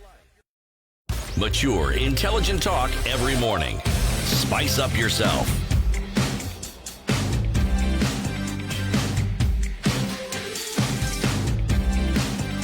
Mornings done right. 94.4 Spice FM, So when you hear Nairobi. some of those counties, though, and this is the other now issue that you can raise, some of those counties that have not put this equipment to use simply because of connection to power. Is that a strong enough argument by that governor to say that, you know what, I have this particular equipment at the Makindu level 4 or level 5 hospital, I'm not sure which is it, but the reason why it's not in use is because we don't have access to phase 3. Three-phase power. Phase 3. to three-phase power connectivity. Really? Yeah, you want to think about by the time you Makindu is not so far from it's not so far from the center. From the center, as it really. were. Yeah. What efforts have you made to make sure that this equipment is actually put to use? Because already, okay, it's here. And you're saying it's in cartons because you have not done this and the other. What have you done? You think that is fascinating? What about the governor who had a problem with where to put 200 beds? Yeah. Said, okay, we understand. The beds are coming. But 200, where are we going to put them now? You really don't know how to respond to such a thing. Because this same government, that same county government, allocates money for ensuring that they have health facilities. Yep. And the national government themselves had endeavored to ensure that there was money for health facilities. Yep. The actual construction. So when someone makes that statement, what exactly are you supposed to understand? And then having understood it, how are you exactly supposed to respond? I mean, in all sincerity. I've often wondered what it is that happens to Kenyans, or is it a human thing when they get to positions of authority where they feel there's little need for accountability? Something goes wrong. We were talking about dementia earlier on. Clearly, this is dementia in operation. The very promises that they made, the things that they said they would do, that goes out of the window completely. It's like it's forgotten. You know, because it has happened with such regularity and over such a long period of time, then I do think that it wouldn't be a bad idea, kind of like what Wilberforce said, to have it looked at. Because there's a problem. Because it's across board, it happens all the time, and it has happened for a very long period of time. That you want to go in doing the same thing, trying to sort out the same problem with the same method. You've seen it has not worked before. It cannot be called anything but madness. Total, absolute madness. It doesn't make sense. So I think it actually might be prudent to study. Yes, honestly. No. Seriously. To be prudent, to study exactly what happens, because then it could give answers in terms of, all right, this is what to expect with an individual. This is likely to happen. And so then make your decisions wisely. Because you've looked for other kind of explanations. Oh, moral fabric out the window, greed. No, people should introspect and understand themselves better because these people are a reflection of us. They're a reflection of the society. No. Or maybe, somebody grew up from poor background and when they got there, they couldn't. But no. That doesn't make sense either, because you have people who've been from poor backgrounds and didn't steal, right? So there's got to be something else. Actually, the majority don't steal. It's like saying that they're criminals. Yeah. In any community, they're a minority. They're not a majority. Exactly. Yes. But across board, in this country where we across are right board now in sitting. government, No, they're the a majority. the criminals are still a minority. So let's look at all our elected leaders. The majority are those that don't steal. The majority are those who don't steal, yes. I stand by that statement. Okay. Zachary. If you want to nitpick and talk about opportunity, that's a different discussion. Hi. Which is all stealing. Good morning, Zachary. Oh, good morning, guys. How are you? Morning, Zachary. Oh, morning, Malim. I hope everyone has had a nice weekend. We're still waiting for you. Our weekend was okay, but it would have been okay if that little matter we discussed on Friday had been looked into. Remember the matter of the check? Let me tell you. Yes. Now, when somebody starts talking like The that, just issue of know, sharing whatever was in the check ended acrimoniously. Because Waithera demanded a larger share because, she takes care of me. She reports everything to me. So she demanded that she be awarded a higher percentage, yeah? She needed to be a recipient of a larger sum. Yeah, and then the mother asked, who are you in this house? Who are you coming in this house? Yeah? Zachary, hiyo ni Kiswahili. Wachana na hii story. Let's just move on. Zachary knows we're not going to. The moment Waithera's name is mentioned, we are not this going is to it. inquire further, so we won't. Twende mbele. Let's just talk about managed equipment scheme. Yeah, so you guys, you are having a good discussion. And the mine is very, very, very little. Yesterday, I was watching. I invest so much in getting information, yeah? And yesterday, as I was now trading, going through the internet, I came across 2 videos.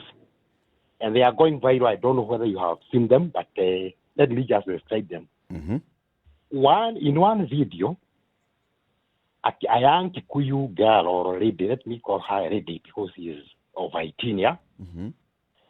Is telling people how Nairobi is. And unfortunately or fortunately, she's talking in Kikuyu, but I'll try to translate what she says, yeah? She is telling people, okay, you guys, if you want to come to Nairobi, there is a chance for you. If you want to be a smart person, there is a chance for you. If you want to be a twilight girl, there is a chance for you. Even if you want to be a this, there is a chance for you. We shall accommodate you, okay? Yeah. That is what she says. And I liken that one to Kenya.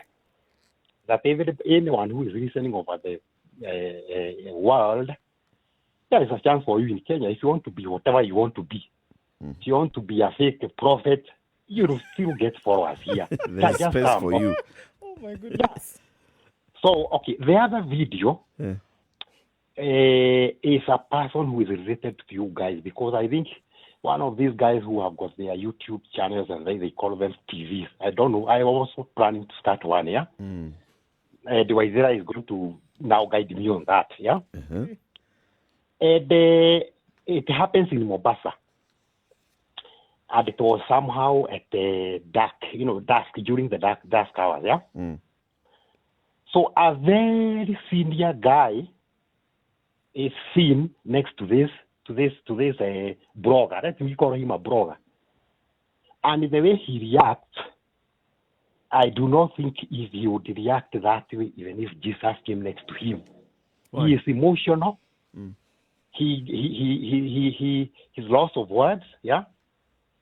And that is a situation. Oh, you're speaking of the video from a gentleman in Mombasa who came across the president. I never wanted to mention that name because, I'm not the giza and I know what mentioning that word could do. You ask him what him, yeah? There are some names you don't mention in this country, yeah? Yeah. But let me say it's like you saw the clip, yeah? Yeah, now, the young man is excited because the president has actually given him an interview. Definitely. But then what are you saying? Do I understand you say that you can't mention the name of the Pope in this country? The Pope or what? I'm joking. Please carry on. What's your point? What's your point, Zachary? My point is this, Mr. You guys, the panel, yeah? The panelists, yeah? Look at that. Okay, consider the first clip that I watched in Kikuyu that I have translated to you. You are going to see it is going viral, yeah? And then come to see these two guys. One of them is the person I can't mention, and the other guy is just the, our Jiko there trying to make out yeah? Yes. A blogger, yeah? Now, look at the gap. Look at the gap. The way that guy reacts. I hope you, Eric, you saw it. That shows where Kenya is. That so many of us are hopeless that we are even ready to worship our fellow human beings in Kenya. Because, Mr. Eric, yeah, hello? Yes. What I deduced from that clip is that, this young man, because he said that that person promised him to support him in whatever he's doing in his channel, yeah? That is the situation that we in Kenya are. And let me conclude.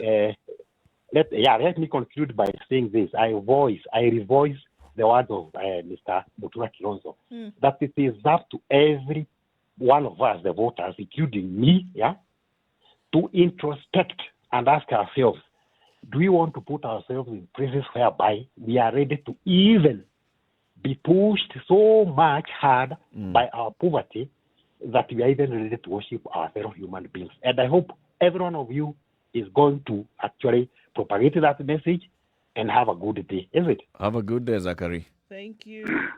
Tony. Yes, hi, how are you? Fine, thank you. How are you? How is Rongai today? Yeah, it's good. No, I can't complain much. This is Ongata Rongai again, just to be clear. Yeah. Okay. Yeah. Now, hello, today I'm a very sad Kenyan. You're sad? Yeah, I'm very sad. What's the cause of your sadness?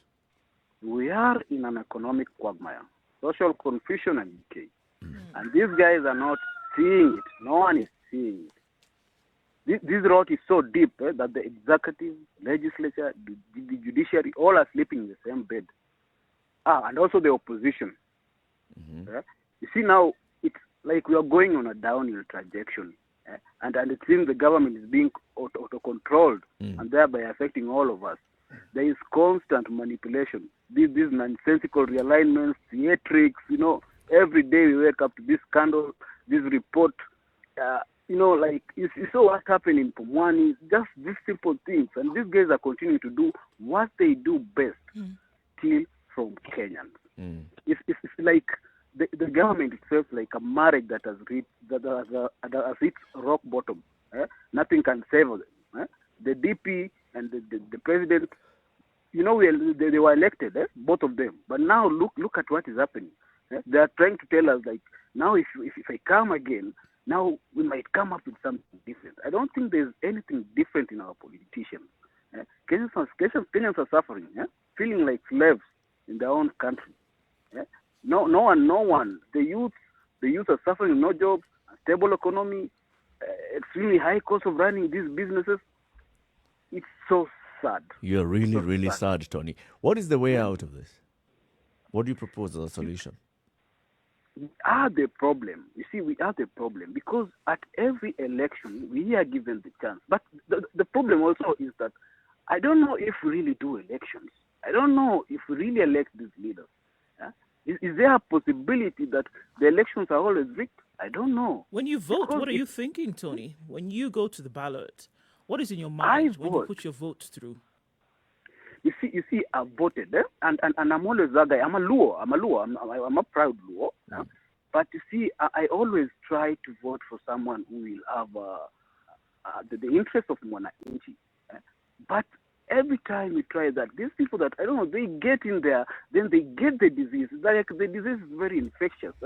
You're sounding really frustrated. Yeah. You see, it's like a disease. Once you get in parliament, you change, you forget everyone, you forget everything. Now it's only you. You work out for your family, nepotism, tribalism. It's so much. True. We need something new. We need something new. I don't know if it's a revolution or what, or a movement, but we need something new. Keep getting Nothing sad. is happening. And as you are this sad, maybe it's about time that start thinking back into what would the solution be. How would Kenya look like if it was going a different direction? And maybe you can be part of the solution. I want to be the part of the solution. I want to be part of the solution. Thank you very Okay, much. thank Tony. you very much, guys. Have Thank a you good so day. much, Your show is awesome. Asante. Okay, sawa. 0719-012-600. 1971, Ndegwa Commission report looking at public service and how to ensure that you have a vibrant public service that serves the people well. This is the one that now said, if a public servant wants to conduct business, not with government, it does not say with government, just wants to open a butchery so that it can supplement their income, it's fine. If a public servant wants to run a matatu business, it's okay. If a teacher decides to run another business, it's fine. Did that report talk about conflict of interest at any point? It was assumed that other laws that deal with conflict of interest would come into place. I'm raising that issue because we see that a lot. There are people who are working in government, working for government, who are doing business with government, starting from junior officers who supply paper. And it's not frowned upon because it's generally accepted that this is all right to continue. Yep. Right? Junior officers who sell milk to the office, and then they are the tea ladies, and they're the ones who actually make tea, or they're the ones who...